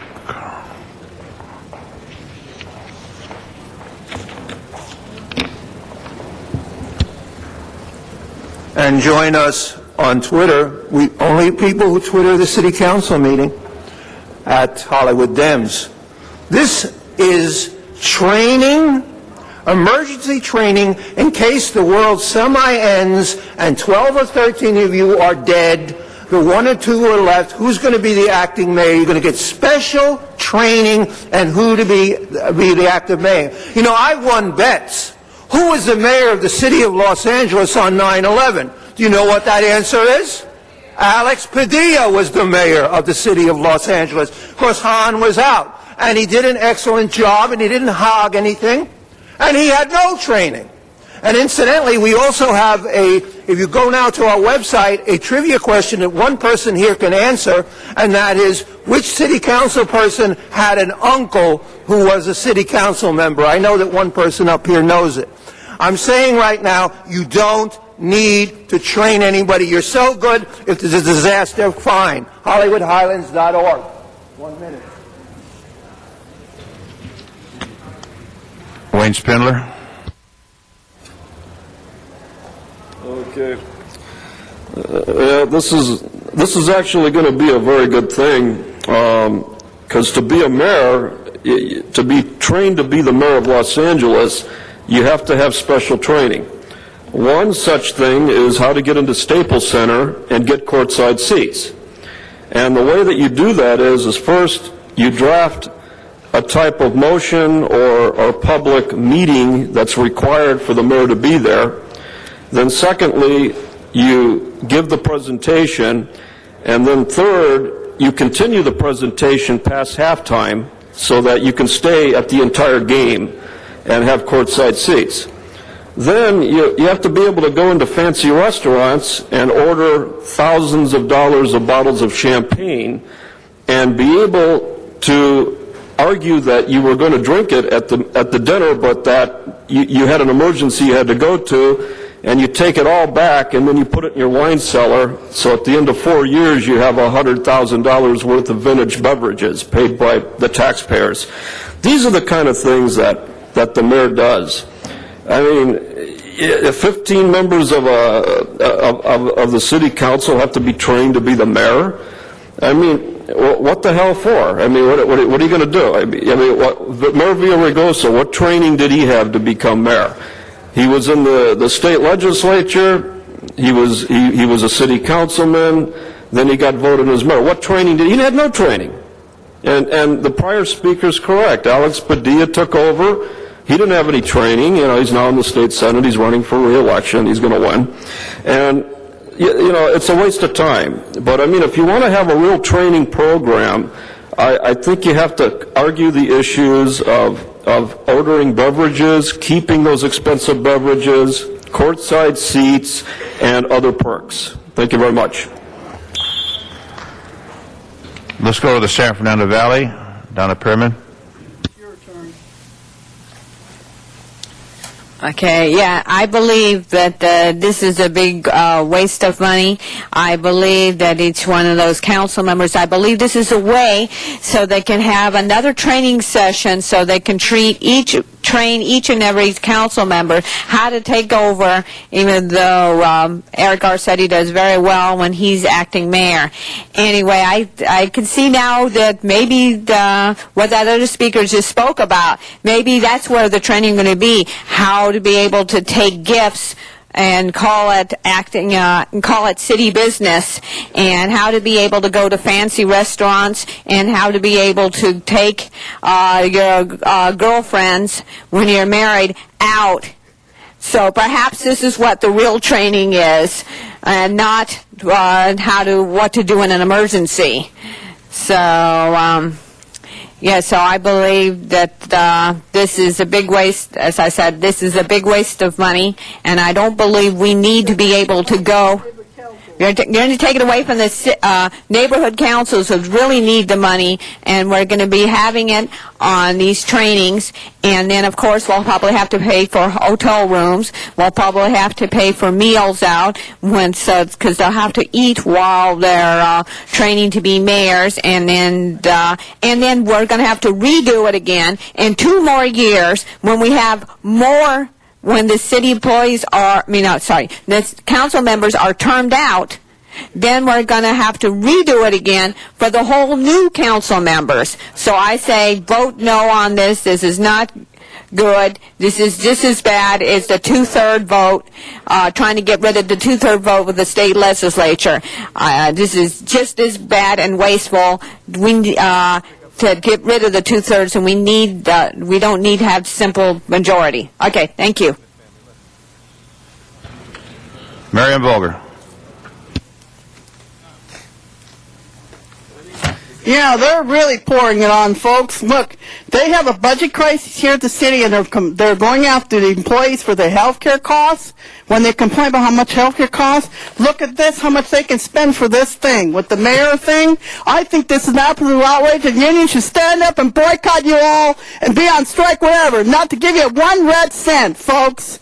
Because all they're doing is they're stealing from the taxpayers again. Here we go. They're going to be fighting over each other when the big disaster happens. Lo and behold, look at Volcano coming in. You know, look at the movie on there on Channel 77.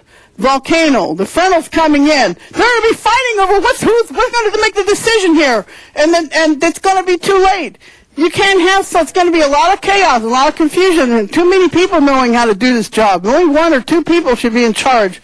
I think this is an outrage to the taxpayers, and, this has got to be stopped. And Howard Jarvis said he had enough of it. Enough is enough, and not going to take it anymore. Vote no on the ballot, 22 and 25. Put a no on these things, and no vote for 20 either. That's a bad one, because they're gonna be able to raise the ceiling, and they're going to take more money from the city libraries and parks. The ballot items are not on the agenda or within the jurisdiction of the city right now. I think she's completed her comments. Thank you very much. Mr. Garcetti, please. Mr. Garcetti. I will defer to Mr. Parks, and then I'll pick up after him. Well, before Mr. Parks, Mr. Smith is Mr. Garcetti today, but then there's Mr. Labange, then Mr. Parks. Okay. Mr. Labange is not there. Go ahead, Mr. Parks, and then I'll go next. Well, there you go, Mr. Labange, and then Mr. I was Parks. first, but Mr. Parks wanted to go first, so I was deferring to him, and then I'll go second. Mr. Parks? Okay, let me just explain. Contrary to all of the public comments, this has nothing to do with learning how to be the mayor. This is actually being prepared to run the city in an emergency. And even though Alex Padilla was there for 9/11, I can assure you he would have liked to have the training to know what the Emergency Operation Board before he was thrust into it. He would like to have known what the responsibilities of running the city from the emergency command post were before he was thrust into it. This is giving the council an awareness of what the expectations. We also found that not only in the 9/11 but subsequent earthquake, that we had council members that were actually generating activities in their community that already are part of the Emergency Operation Board, where you don't have to go out and create volunteer forces. that's already identified and given the city department. Every city department has a major standing role in emergencies. So if you're looking for shelter, it's rec and park. If volunteers, you're dealing with personnel. These are things that it's important that every council member know that, and it has very little to do with learning how to be the mayor. It's learning how to operate in this emergency environment that no longer do we have the particular breakdown department by department. Every department is in the emergency center, and they operate as one entity at the direction of the Emergency Operation Board, which I think now has, 15 members on it, which are the major departments, but it also has a role in which elected officials need to know what the expectations are, what the board does, and that's what this training is about. Unified command. Yes. Mr. Garcetti, then Mr. Labange. Thank you very much, Mr. President. Thank you, Mr. Parks, for that.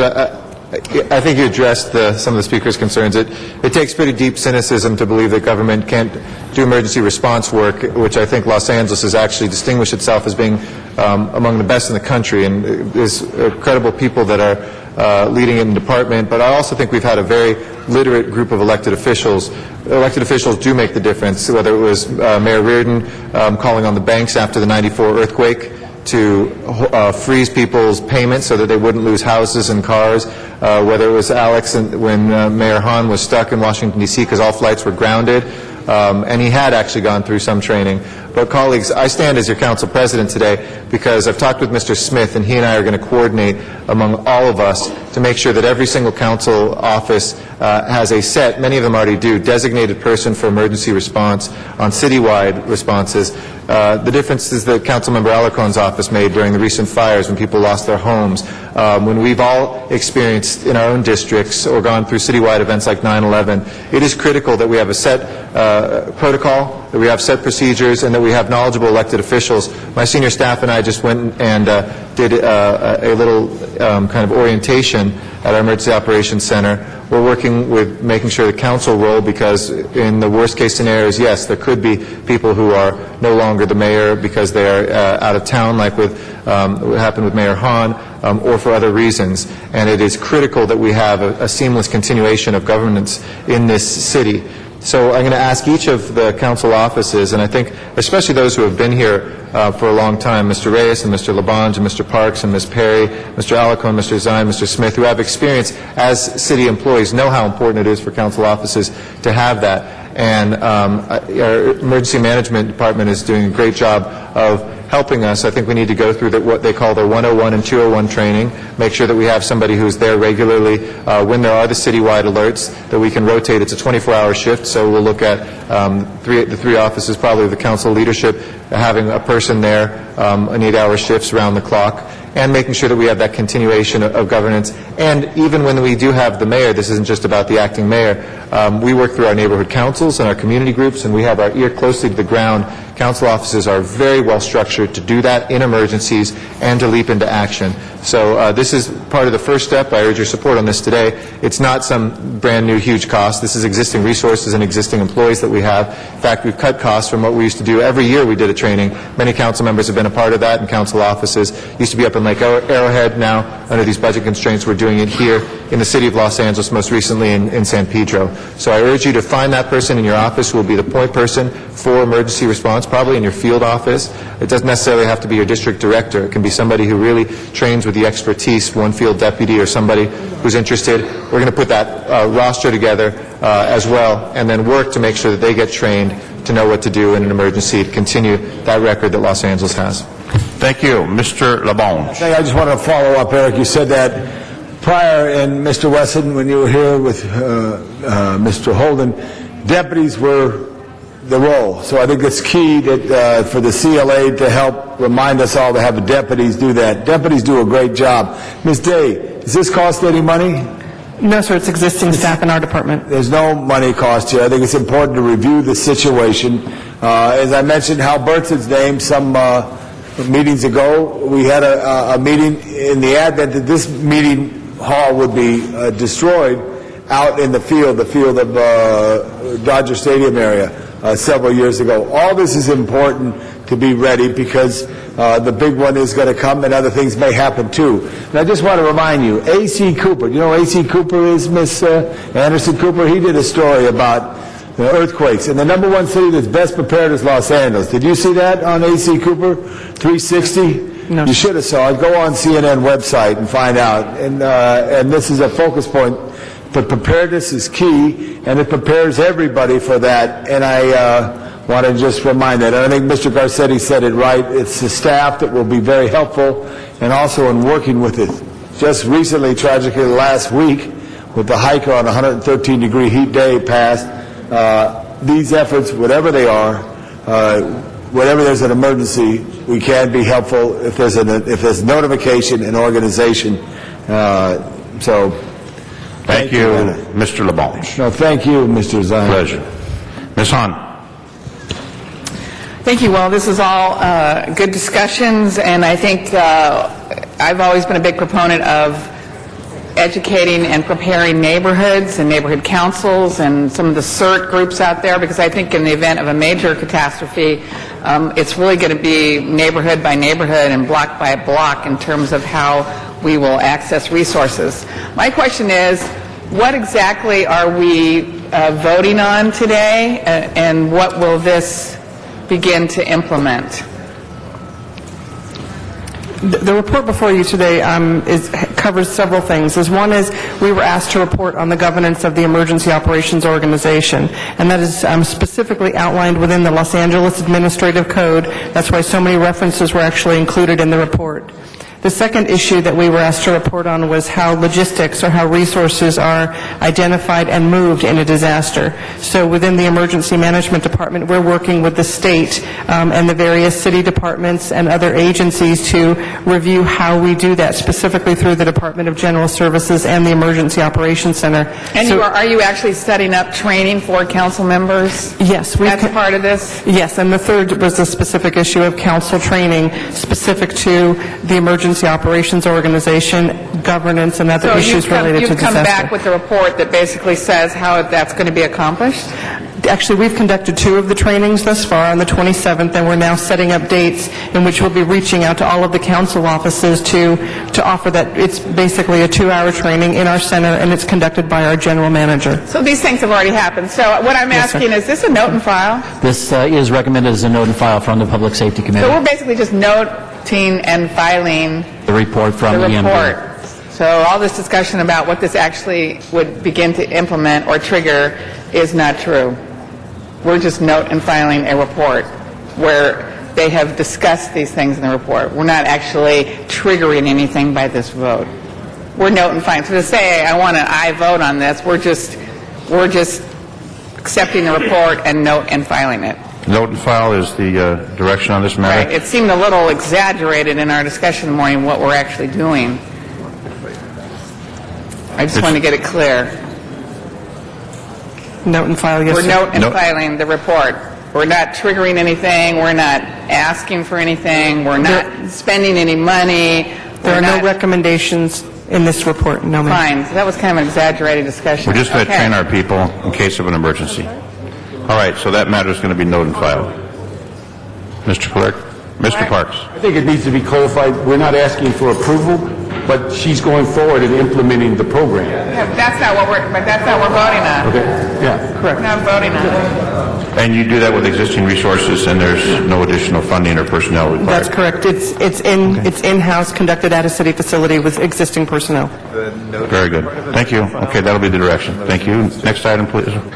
Council does need to vote on that item. All right, but it was kind Mr. Clerk, number 31, we can bring that up for a vote. I was just saying that we're also... Mr. President, council still needs to vote on item 22. We do have to vote on it? All right. Yes, it is a recommendation from the committee. All right, open the roll, close the roll, tabulate the vote.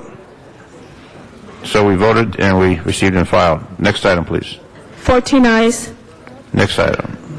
Item 23, called special for cards. 23, John Walsh. And then Arnold Sachs.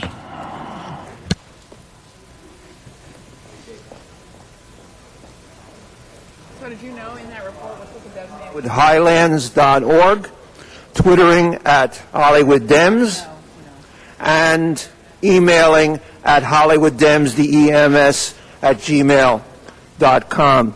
You know, I promised you before, this concerns multi-language emergency readiness. Now, I have promised you in the past that I would address the council in an African language that I happen to speak. I was told that the city attorney will then take what I say and hand it over to an Amharic-speaking lawyer, which you will have to hire, to make sure I didn't break any rules of decorum or conduct. So I am now about to give a job to an an Ethiopian American lawyer. Tanaisteling, indemen walu, bezi mazagajabetu. Mazagajabetu means this is City Hall. After that, you get no translations. You'll have to pay for them. Otto, Eric, metfoso, batam metfoso, unet uwushet, alaukum, alaukum. Mr. Walsh, can you please speak so we can understand you? If you could tell, okay. Gobaz Idlum. Atozin Gobaz Idlum. Tanastelin, Indeminachu. Mr. President, his comments appear to be irrelevant to this item right now. You know that. Well, you are anti-black. If we could understand you, maybe we would know that. They appear to be. All right, Mr. Walsh. Mr. Walsh. Thank you, Mr. Walsh. Mr. Walsh, you're done. Mr. Sachs. Thank you, Mr. Walsh. Mr. Sachs. Thank you very much.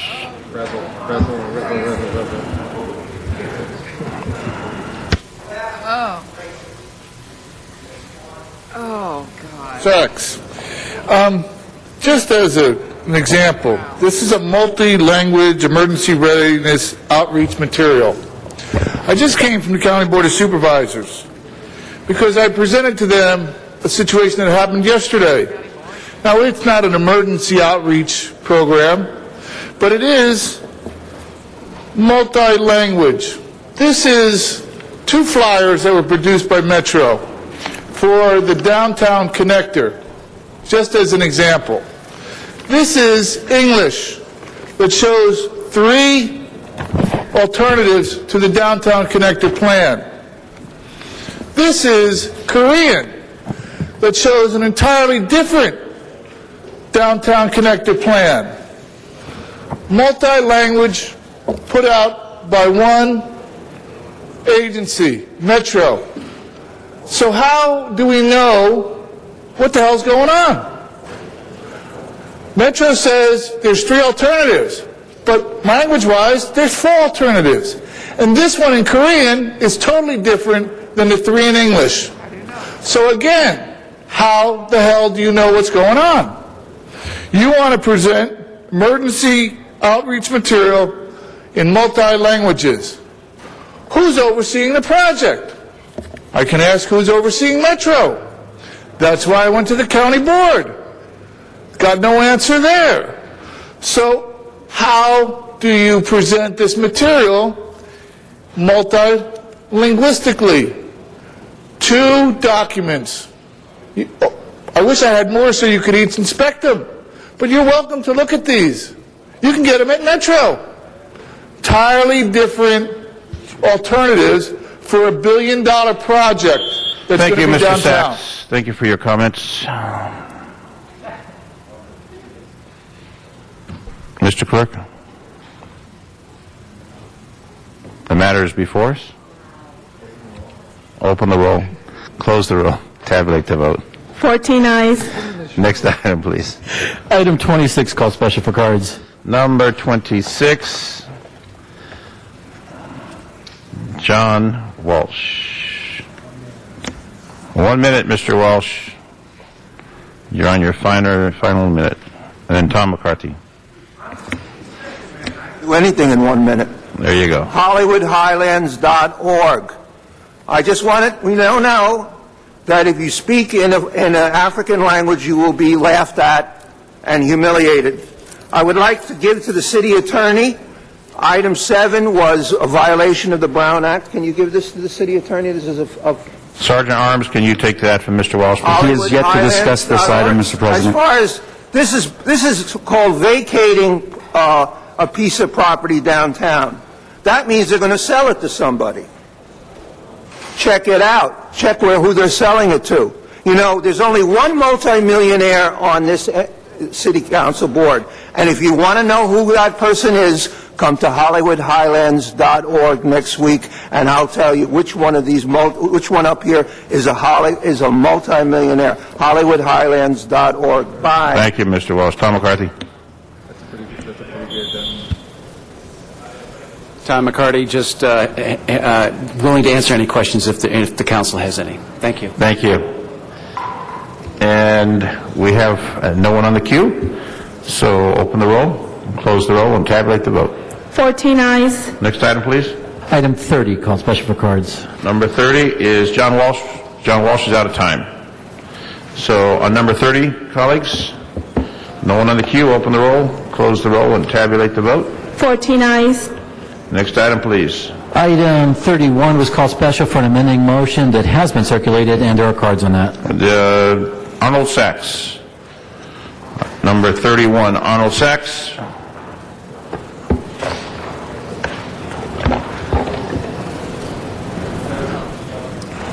And that is our final item on the agenda. Just very quickly, this item that's being presented by the Department of the Engineers, this doesn't include any vetting in this program that somewhere down the highway, this project will be enabled to have special permits or any of that sort of item that occurs all too frequently, because behind the scenes there is a quote-unquote vetting of requirements that 98% of the public would have to be observant of, and the 2% of the deep pockets in this city can get waived. Thank you. Thank you, Mr. Sachs. The matters before us, colleagues. Open the roll, close the roll, and tabulate the vote. 14 ayes. Mr. Clerk, next item. Council has motions for posting and referral. Posted and referred, Ms. Parks. Mr. We have 1 and 4 forthwith. 1 and 4 forthwith for Mr. Parks. There are excuses on the desk. Councilmember Koretz requests to be excused December 17th for city business. That meets council policy. December 17th? December 17th. Very well. Councilmember Garcetti requests to be excused to leave at noon on October 19th for city business. That meets council policy. That's approved. And Councilmember Perry requests to be excused to leave at 11:45 on October 6th. That meets council policy. That's approved. That clears the desk. Announcements, colleagues. Any announcements? Mr. Parks? I'd like to just make the public aware that the final meeting of the Figueroa Corridor Streetscape, a $20 million improvement project that's being done in conjunction with the CRA, is going to hold their last meeting today at 6 p.m. to 8 p.m. at 735 South Figueroa. We encourage all the community to be there regarding this important planning effort. Any other announcements, colleagues? Announcements? I have one announcement in the San Fernando Valley tomorrow evening. First ever Topanga officers versus Topanga Police Cadet basketball game at Pierce College. That's at 5:30. I understand that Chief Beck will be there, and he may be playing basketball in that particular event. Public is invited. And adjourning motions, colleagues. Adjourning motions. Mr. Rosendahl, please stand, everyone. Please stand for adjourning motions. Mr. Rosendahl. Mr. President, this is an adjourning motion for Jonathan Persoff. John Persoff ran Regular John's in Brentwood for 20 years, died peacefully of a brain tumor on Saturday, September 25th, 4 days before his 75th birthday. He was educated in Beverly Hills Schools and Pomona College, served as a naval intelligence officer at Treasure Island, and then worked in the advertising business. From the 1970s until the early 1990s, he owned and ran Regular John's, which was well known for its landmark San Vicente Boulevard fire engine, as well as for its pizza, and treasured as a gathering place of generations of community members. Through his restaurant, John conducted fundraisers to assist the Los Angeles schools, encouraged citizen participation in elections by offering discounts to those who had showed ballot tickets on election days, and ran the Pizza Pie Open Golf Tournament at the Riviera Country Club. John was also active in West Side alumni affairs at Pomona College and was recognized for his civic contributions by the Board of Education. In retirement in New Haven, Connecticut, John became a special student in history at Yale, undertook a book on Vietnam War, and volunteered for the Women's Health Clinic. He returned to Los Angeles in 2004. John is survived by his son Joshua, his brother Richard, his wife of 28 years, Marion, stepchilds Carl and Ellen, and granddaughter Devon. John was previously married to the late Heather Hamilton. Memorial services are pending. Donations can be made to charities of the donor's choice in John's name. May he rest in peace. Thank you, Mr. Rosenbaum. Mr. Reyes. Mr. Reyes. Thank you, Council President. Colleagues, with a heavy heart, I adjourn in the honor of Jose and Samuel Martinez, the two young men, brothers who were shot and killed on September 25th in the community of Cypress Park. They died a very violent death. The Martinez family are a local family. Their son's involved with the Anawak Soccer Club for many years. They were able to benefit from the Rio Park, the Taylor Yard, and were just good young men who were just trying to get by. They were completely innocent, and this crime is very senseless. Police do have a suspect in custody. Samuel Martinez was 20 years old, survived by his wife, Alexis Enciso, and Jose Martinez, 24, survived by a 9-month-old Andrea and his wife, Darlene Servin. They're survived by their parents, Jose Martinez and his mom, Griselda Martinez. The remaining siblings, George Martinez, 16, and Veronica Martinez, age 10. All members? All members. Mr. LaBonge. Yeah, members, I ask we adjourn in memory of Stephen J. Cannell, a prolific writer, born in Los Angeles, grew up here, but was tickled by a creative writer at Oregon, University of Oregon, that encouraged him to become a writer. He wrote the script for Mr. Zine, Adam 12. After driving trucks at night, he wrote the Adam 12 script, and then the rest is history. From the Rockford Files to the A-Team, a very, very special writer, and he's survived by his wife, Marcia, a wife of 46 years, and several children. Additionally, I'd like to ask we adjourn in memory of George Blanda, a great athlete who played in over 5 decades as a footballer. Played in the 40s, and 50s, 60s, and 70s. I said 5, I meant 4. But he was a great inspiration to Americans because being an older fella who could play in the National Football League, it was so special. And he wasn't just a kicker, although he was a great kicker. He was a quarterback and a great leader. So he's a hero to many, George Blanda. And lastly, I ask we adjourn a member of Art Gilmore, who lived to be 98. He lived in Studio City for many years before he retired in the Orange County area. He's married 72 years to his wife, Gracie, and their daughters. And he was the voice of God in motion pictures, where you would see those great Hollywood pictures where they'd say he'd walked into the door and turned the corner. It was Art Gilmore's voice. And as Mr. Zine will tell you, he also did the voice of Highway Patrol. Wherever the laws of any state are broken, a duly authorized organization swings into action. He was a great participant in our 10-4-day parade. We honored him yesterday in memory of him today, but he was a good human being who loved his job and had the voice. And I think we think of Hollywood often of the beautiful people. He was a beautiful man, a handsome man. He truly was an inspirational man who knew how to use his voice creatively and help out. And as we adjourn in memory of Art Gilmore. Thank you. Thank you, Mr. LaBonge. Second by Mr. Garcetti. Any other adjourning motions? Second by Mr. Corian. Any other adjourning motions, colleagues? No other adjourning motions. This concludes this meeting. Mr. Clerk, please call the roll.